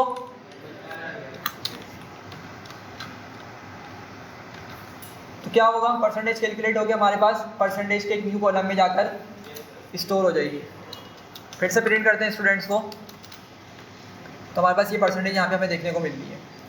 सही है यहाँ तक? सर ऐसा नहीं हो सकता कि हम चाहेंगे कि जो डेसिमल के आगे वाली वैल्यू दो डिजिट डॉट के बाद जो वैल्यू है वो बढ़ जाए, सिर्फ हमें परसेंटेज मिले, जैसे 62 उसकी कंट्री होगी। बिल्कुल। फिर आप क्या करेंगे, आप यहाँ पे आके ना एक फंक्शन यूज़ कर लें, फंक्शन का नाम है राउंड। फंक्शन का क्या नाम है? राउंड। तो हम एक काम करते हैं, हम इस पूरे को बंद करते हैं एक और ब्रैकेट के अंदर, और यहाँ पे हम यूज़ करते हैं राउंड फंक्शन। बिल्कुल। अच्छा, अगर आपने सिर्फ राउंड लिख दिया ना तो क्या करेगा, ये होल नंबर में ले आएगा, मतलब इंटीजर में ले आएगा। होल नंबर मैथमेटिक्स वाला या इंटीजर आपका पाइथन वाला इंटीजर में ले आएगा, ठीक है। और अगर राउंड ऑफ हो सकता हुआ तो उसको राउंड ऑफ कर देगा, अदरवाइज वो वैसे ही ले आएगा। तो यहाँ पे 62.66 देखने को मिल रहा है, ये क्या हो जाएगा, नंबर राउंड ऑफ होने के बाद 63 हो जाएगा, ठीक है। पॉइंट के बाद नंबर देखें, 5 या 5 से बड़ा है तो क्या हो जाएगा, पीछे एक नंबर बढ़ जाएगा, 63 हो जाएगा। ये 65 रहने वाला है, ये 69, ये 56, ये 83, और ये क्या हो जाएगा, 71 हो जाएगा। सही है, अगर मैंने राउंड फंक्शन चला दिया डायरेक्ट, सही है। लेकिन अगर आप बोल रहे हैं कि नहीं भाई मुझे 2 डिजिट चाहिए, मुझे 2 डेसिमल्स चाहिए, मतलब आप बोल रहे हैं कि भाई मुझे पॉइंट के बाद ये 66 चाहिए, बाकी के पॉइंट्स हट जाएँ, मतलब ये बाकी के डिजिट्स हट जाएँ, ठीक है। और मुझे पॉइंट के बाद 2 डिजिट्स चाहिए, 2 डेसिमल्स चाहिए, तो फिर आप उसको क्या करें, कोमा लगाएं और 2 लिख दें।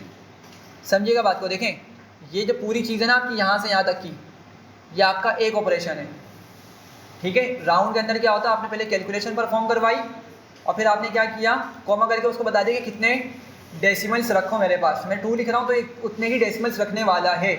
और अगर मैंने यहाँ पे हटा दिया, कुछ भी नहीं लिखा, और मैंने वो अंदर कैलकुलेशन पास कर दी, तो क्या करेगा, खुद से राउंड ऑफ कर लेगा ये, ठीक है। तो किस तरीके से करना है बताएं, राउंड ऑफ करवाना है या 2 डेसिमल्स रखने?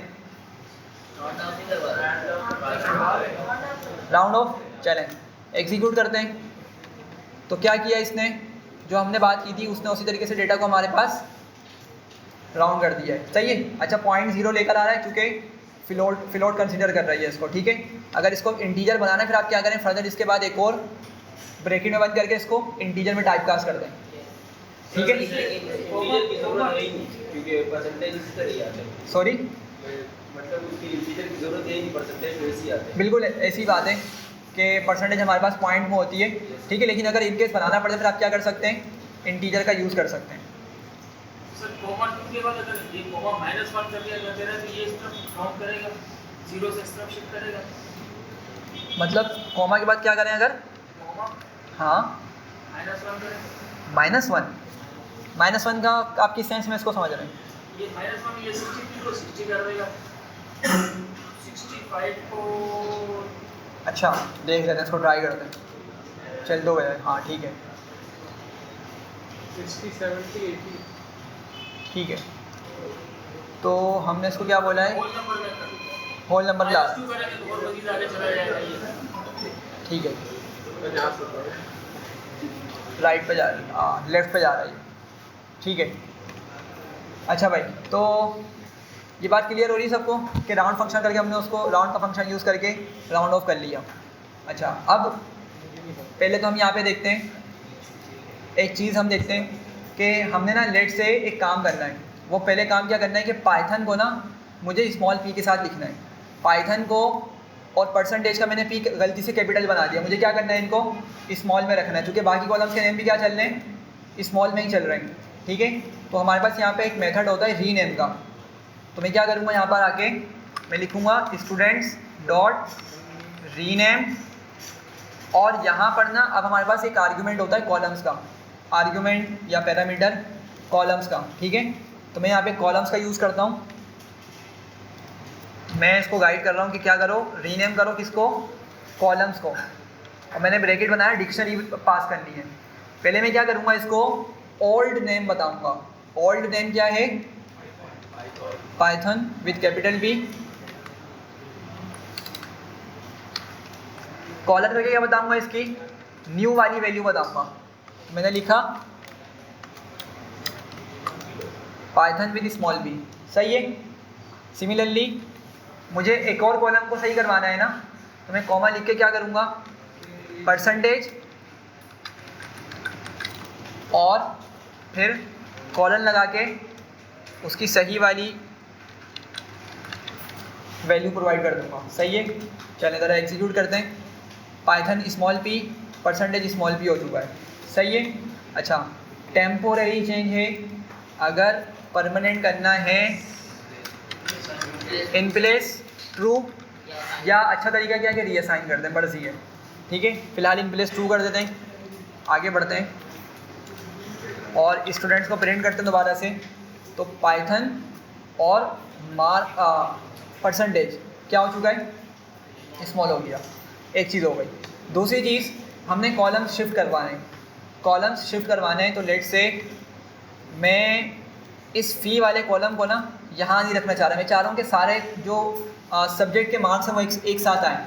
तो फ़ी को उठा के मैं क्या करता हूँ, मैं यूनिवर्सिटी के बाद लेकर आना चाह रहा हूँ, सही है।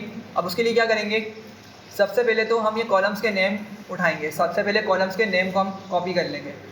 तो उसके लिए हमारे पास एक कमांड होती है, हम लिखेंगे स्टूडेंट्स डॉट कॉलम्स, एट्रीब्यूट है बेसिकली है। अगर मैंने इतना लिखा तो क्या करेगा, मुझे सारे कॉलम्स के नाम लाकर दे देगा, ठीक है। मैंने इसको यहाँ से यहाँ तक कॉपी किया और फिर मैंने बोला स्टूडेंट्स, ठीक है। अच्छा, अब आप लोग को ज़रा बताएं, मुझे डेटा निकालना है, मल्टीपल कॉलम्स का डेटा निकालना है इस स्टूडेंट्स के वेरिएबल से, तो डबल स्क्वायर ब्रैकेट का यूज़ करना पड़ेगा ना। मैंने डबल स्क्वायर ब्रैकेट बनाए और वो सारी वैल्यूज़ यहाँ लिख दी, ठीक है। अब आप चाहें तो भले एक ही लाइन में करके लिख लें या इसी तरह लिख लें, आपकी मर्ज़ी, ठीक है। अच्छा, मैंने आपको एक बात बताई थी कि आप इससे जिस तरह डेटा मंगवाएंगे ना, उसी तरीके से आपको डेटा ला कर देगा। अभी तो ये क्या है, मतलब ये इसके डिफ़ॉल्ट कॉलम्स की सेटिंग हुई हुई है इसी तरीके से। तो मैं एग्जीक्यूट करूँगा, मुझे बिल्कुल उसी पैटर्न के अंदर डेटा को ला कर दे देगा, सही है,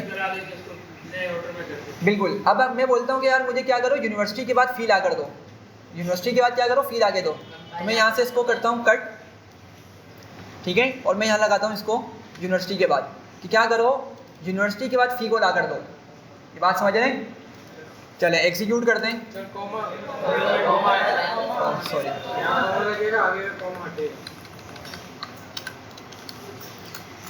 तो अब यूनिवर्सिटी के बाद मेरी फ़ी को ले आया, सही है। और बाकी क्या हो गई है, हमारी अरेंजमेंट सही हो गई है। और अगर आप चाह रहे हैं टोटल मार्क्स को भी पहले करना है, तो फिर आप क्या करें, यहाँ पे टोटल मार्क्स को उठा लें यहाँ से और इसको ऑब्टेन्ड मार्क्स से पहले लिख लें, कॉमा, और क्या करेगा, अब आपकी ये सारे इस तरह से कैलकुलेशन करके ले आएगा। मतलब परसेंटेज तो क्यों है, परसेंटेज असल में -1 चला दिया था हमने यहाँ पे राउंड करते हुए ना, -1 चला दिया, जिसको हमने कहा था, जिसका सेंस क्या बन रहा है कि भाई क्या करो, पॉइंट से राइट नहीं जाओ, पॉइंट से लेफ्ट चलो, पॉइंट से क्या चलो, लेफ्ट चलो। लेकिन पॉइंट क्या, उसका रेफरेंस पॉइंट है। और जब हमने 2 लिखा था तो हम उसको क्या गाइड करते एक तरीके से कि पॉइंट के बाद कि तुम 2 लिखा था ना, तो 2 डिजिट्स लेकर आओ, 2 डेसिमल्स तक लेकर आओ। लेकिन हमने क्या बोला, -1, तो वो क्या करेगा, पॉइंट को कंसिडर करेगा और फिर पॉइंट से लेफ्ट पे जाएगा, ठीक है। तो जब वो लेफ्ट पे गया तो हमने क्या बोला कि पॉइंट के जब तुम लेफ्ट पे जा रहे हो ना, तो उसको क्या कर दो, उसको राउंड करो, उस नंबर को राउंड करो, सही है। तो उसने क्या किया, हमारे लिए उस नंबर को राउंड कर दिया। मतलब राइट वाला उसने बिल्कुल से इग्नोर कर दिया, राइट वाले को उसने बिल्कुल से इग्नोर कर दिया और बस क्या किया, पॉइंट के लेफ्ट वाले को खुद से उसने राउंड किया और डेटा ला के दे दिया। सॉरी, टॉपिक का नाम क्या बता रहे हैं, साइंटिफिक नोटेशन, हाँ बिल्कुल बिल्कुल वही वैसी है, ठीक है। लेकिन ये राउंड ऑफ में थोड़ा डिफरेंट काम कर रहा है, बिल्कुल सही है। अच्छा भाई, यहाँ तक क्लियर है। तो आप इस तरीके से कॉलम की अरेंजमेंट करवा सकते हैं। अच्छा, लेकिन अब एक मसला है। मसला क्या है कि यहाँ पर क्या मैं इन प्लेस ट्रू यूज़ कर सकता हूँ, क्या मैं इन प्लेस ट्रू कर सकता हूँ, यहाँ पे नहीं कर सकता। क्यों, इन प्लेस ट्रू ना हमारा ऑब्जेक्ट पे चलता है। पहली बात, वो किसी मेथड के अंदर होता है, और दूसरा वो ऑब्जेक्ट पे चलता है। मतलब ऑब्जेक्ट का मतलब क्या है, स्टूडेंट्स पे चलेगा, ठीक है। लेकिन स्टूडेंट्स के साथ हमने कोई मेथड यूज़ किया हो लाजमी, जो ऑब्जेक्ट का नाम है ना, वेरिएबल का नाम है, उसके साथ हमने कोई मेथड यूज़ किया हो। लेकिन आप लोग मुझे बताएं कि ये चीज़ मेरी मेथड में आती है? नहीं, ये तो बेसिकली फैंसी इंडेक्सिंग है कि हम इंडेक्सिंग करके डेटा को निकाल रहे हैं, और ये कहलाती है फैंसी इंडेक्सिंग। एक स्क्वायर ब्रैकेट में एक और अगर स्क्वायर ब्रैकेट देखने को मिल जाए तो बेसिकली ये फैंसी का कॉन्सेप्ट आया था। तो हमने फैंसी इंडेक्सिंग की मदद से कॉलम्स निकलवा लिए, ठीक है, और हमारी अरेंजमेंट सही हो चुकी है। तो बस हमें एक काम करना होगा, सिंपल सा काम है। हम क्या करेंगे, इसके पहले आएंगे और स्टूडेंट्स को उठा के ये जो हमारा अरेंज डेटा है इसी को उठा के स्टूडेंट्स में असाइन करवा देंगे, और अब जाके दोबारा से प्रिंट करेंगे तो हमें वो सीक्वेंस देखने को मिल जाएंगे। सही है यहाँ तक? तो हमने कॉलम का नाम भी देख लिया किस तरह चेंज करना है, और हमने सीक्वेंस भी देख लिया। यहाँ तक क्लियर है? अच्छा, अब आगे ना हमने एक चीज़ देखनी है। लेट से मुझे इस डेटा फ्रेम में ना एक और काम करवाना है। वो काम क्या है? परसेंटेज आई है ना, परसेंटेज। हम इस परसेंटेज को इस परसेंटेज के बिहाफ पे हम ग्रेड असाइन करवाना चाह रहे हैं। परसेंटेज के बिहाफ पे ग्रेड असाइन करवाना चाह रहे हैं कि क्या करो भाई, ग्रेड बता दो जी। फिल्टर्ड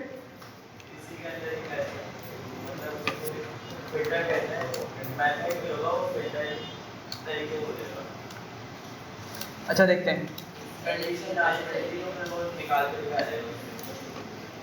देखें हमारे पास तीन तरीके हैं।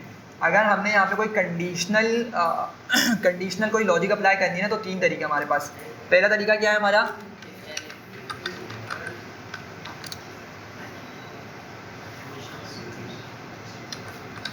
कंडीशनली हमें कॉलम में वैल्यूज़ लानी है, तो उसके लिए तीन तरीके। पहला तरीका है हमारे पास कि लिस्ट कॉम्प्रिहेंशन यूज़ कर लें। Second, in line method use कर लें। और तीसरा तरीका है आउटलाइन फंक्शन, ठीक है, आउटलाइन फंक्शन का यूज़ कर लें। अच्छा, ये भी फंक्शन ही होगा, सॉरी, ठीक है। ये तीन तरीके हमारे पास मौजूद हैं। अगर हमने क्या करना है, किसी कंडीशनल फॉर्मेटिंग की, किसी कंडीशन के बिहाफ पे अगर डेटा को लेकर आना है, सही है। अच्छा, अब क्या तरीके हैं वो ज़रा देखते हैं। लिस्ट कॉम्प्रिहेंशन को देखते हैं पहले। चले, हमने एक काम किया, हमने ना पहले तो सिंपल से ब्रैकेट्स बना लिए, ठीक है। इन ब्रैकेट्स के अंदर हम क्या करेंगे, सबसे पहले लूप चलाएंगे और डेटा कहाँ से निकालेंगे, परसेंटेज वाले कॉलम से। मेरा जो डिसीजन होगा, इसके अंदर जो डिसीजन आएगा वो किसकी मदद से आएगा, वो परसेंटेज वाला जो कॉलम में वैल्यूज़ मौजूद हैं उसी की मदद से डिसीजन होगा ना मेरा। मतलब मुझे परसेंटेज वाले कॉलम से वैल्यूज़ निकालनी है, तो मैं लूप कहाँ चलाऊँगा, परसेंटेज कॉलम पे ही चलाऊँगा। तो सॉरी, अगर मैं इसको लिखता हूँ फॉर पी, लिख देता हूँ शॉर्टकट में, पी इन स्टूडेंट्स, और मैं यहाँ लिखता हूँ परसेंटेज, तो क्या मुझे पी में वैल्यूज़ देखने को मिलेंगी? बिल्कुल मिलेंगी। हम इसको पहले सेपरेट करके देख लेते हैं। मैंने इतने पार्ट को उठाकर यहाँ लगाया, ठीक है, कॉलम लगा के सिंपल लूप चलाते हैं, इस पर प्रिंट कर देते हैं पी को, ठीक है। हाँ,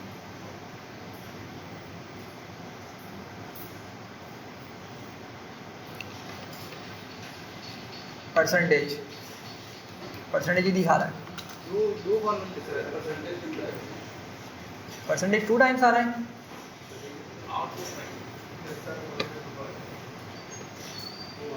अच्छा, ये 2 मरतबा कैसे आ गया? अच्छा, शायद मैंने माइनस वाले को हटा के 2 करा ना, तो उसने एक और कॉलम बना दिया है। सही है, चलें एक ड्रॉप कर देते हैं, हम कॉलम ड्रॉप करते हैं जल्दी से। क्या करूँगा मैं, बताएं?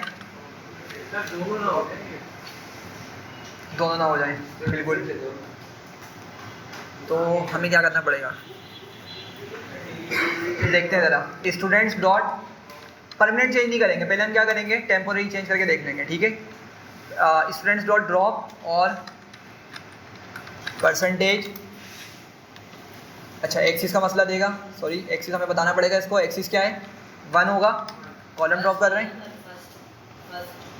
फर्स्ट मतलब फर्स्ट क्लास जो होता है, डुप्लीकेट में ड्रॉप करते हैं, हाँ, तो फर्स्ट वाले को कर लेते हैं, तो फर्स्ट वाली परसेंटेज जाएगी, दूसरी वाली परसेंटेज। मतलब आप क्या बोल रहे हैं, इसके आगे मैं 1 लिखूँ, क्या लिखूँ मतलब? फर्स्ट ये तो फर्स्ट और लास्ट नहीं है, हम ड्रॉप कर रहे हैं।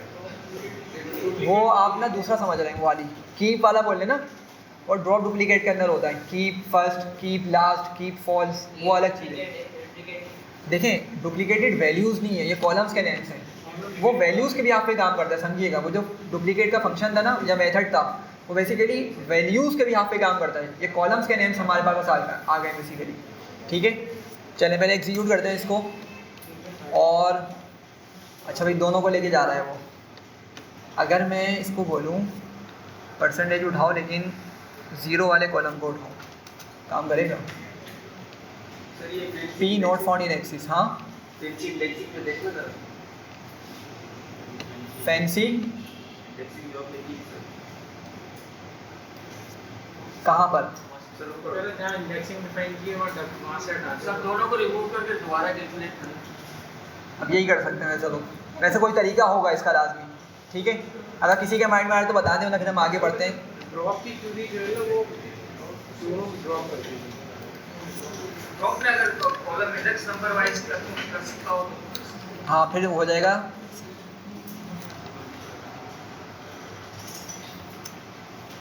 नहीं भाई ये तो पूरा उसका नाम ही कंसिडर कर रहा होगा। खैर देखते हैं इसको देख लेंगे, नई चीज़ आई सामने।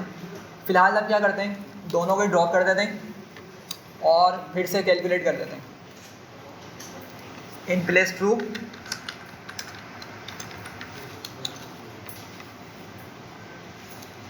और एक मरतबा जाके हमने ऊपर जो कमांड लिखी थी परसेंटेज कैलकुलेट करने वाली, उसको दोबारा से रन कर लेते हैं, ठीक है। चलिए सर इसमें जो माइंड लगाना सही है। अच्छा अब दोबारा से इस पर लूप चलाते हैं। तो खैर मैं समझाना चाह रहा था आपको कि यहाँ पे हमें बेसिकली वैल्यूज़ देखने को मिल रही होती है, सही है। तो पी में मुझे क्या मिल जाएंगी, वैल्यूज़ देखने को मिल जाएंगी। तो मैं क्या करूँगा, यहाँ पे आके अब अपनी कंडीशनल यहाँ पे कंडीशन लगाऊंगा, ठीक है। कंडीशन क्या होगी, मैं आता हूँ बोलता हूँ इफ़ पी ग्रेटर देन क्या होगा 90, अगर 90 से अब हो परसेंटेज, और हाथ क्या बोलते हैं इसको, and P is less than और इक्वल्स टू 100, कि अगर 90 या 90 से अबव हो और 100 या 100 से कम हो तो क्या करो, उसको क्या असाइन करो, A1, ठीक है, A+ या A1।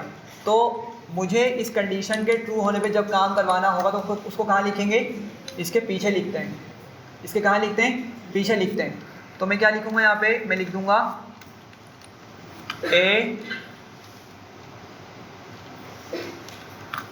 A1, सही है। अच्छा अगर ये कंडीशन फॉल्स हो जाए तो क्या लिखूँगा, एल्स, और फिर नीचे चला जाऊँगा। फिर नीचे के क्या करूँगा, ए लिखूँगा, ए असाइन करूँगा, लेकिन कब, जब मेरे पास क्या हो, अगर P बड़ा हो किससे, 80 या 80 से, और लेस देन हो किससे, हाँ 90। अगर 80 से और 80 या 80 से बड़ा हो या 90 से छोटा हो तो क्या असाइन करो उसको, ए असाइन करो। एल्स में फिर क्या करेंगे, हम इसी तरीके से आगे कंडीशंस लिखते चले जाएंगे, सही है। और क्या होगा, इन दी एंड हमारे पास सारी ऑपरेशंस कंप्लीट हो जाएंगे, सारी कंडीशंस कंप्लीट हो जाएंगी। तो हम इसको चला के देखेंगे हमें क्या दिखा रहा होगा, एक पूरा कॉलम बना के दे देगा, ठीक है। इसको नेक्स्ट क्लास में ट्राई करेंगे फर्दर, आप लोग उसको देख लीजिएगा खुद से भी। हम क्या करेंगे, इसकी मदद से पूरी जो है ना कंडीशंस हैंडल कर लेंगे, और फिर उसको उठा के ना एक न्यू कॉलम में असाइन करवा देंगे, एक न्यू कॉलम बना देंगे। यहाँ से जो वैल्यू जनरेट होंगी ना उसको न्यू कॉलम बना देंगे, न्यू कॉलम के अंदर बना के असाइन करवा देंगे। तो क्या होगा, हमें परसेंटेज के आगे फिर एक और कॉलम देखने को मिल रहा होगा ग्रेड्स का, जिसमें A1 A B C करके उसमें डेटा देखने को मिल रहा होगा, सही है। चलिए इसको यहीं रखते हैं, इंशाल्लाह नेक्स्ट क्लास में कंटिन्यू करेंगे।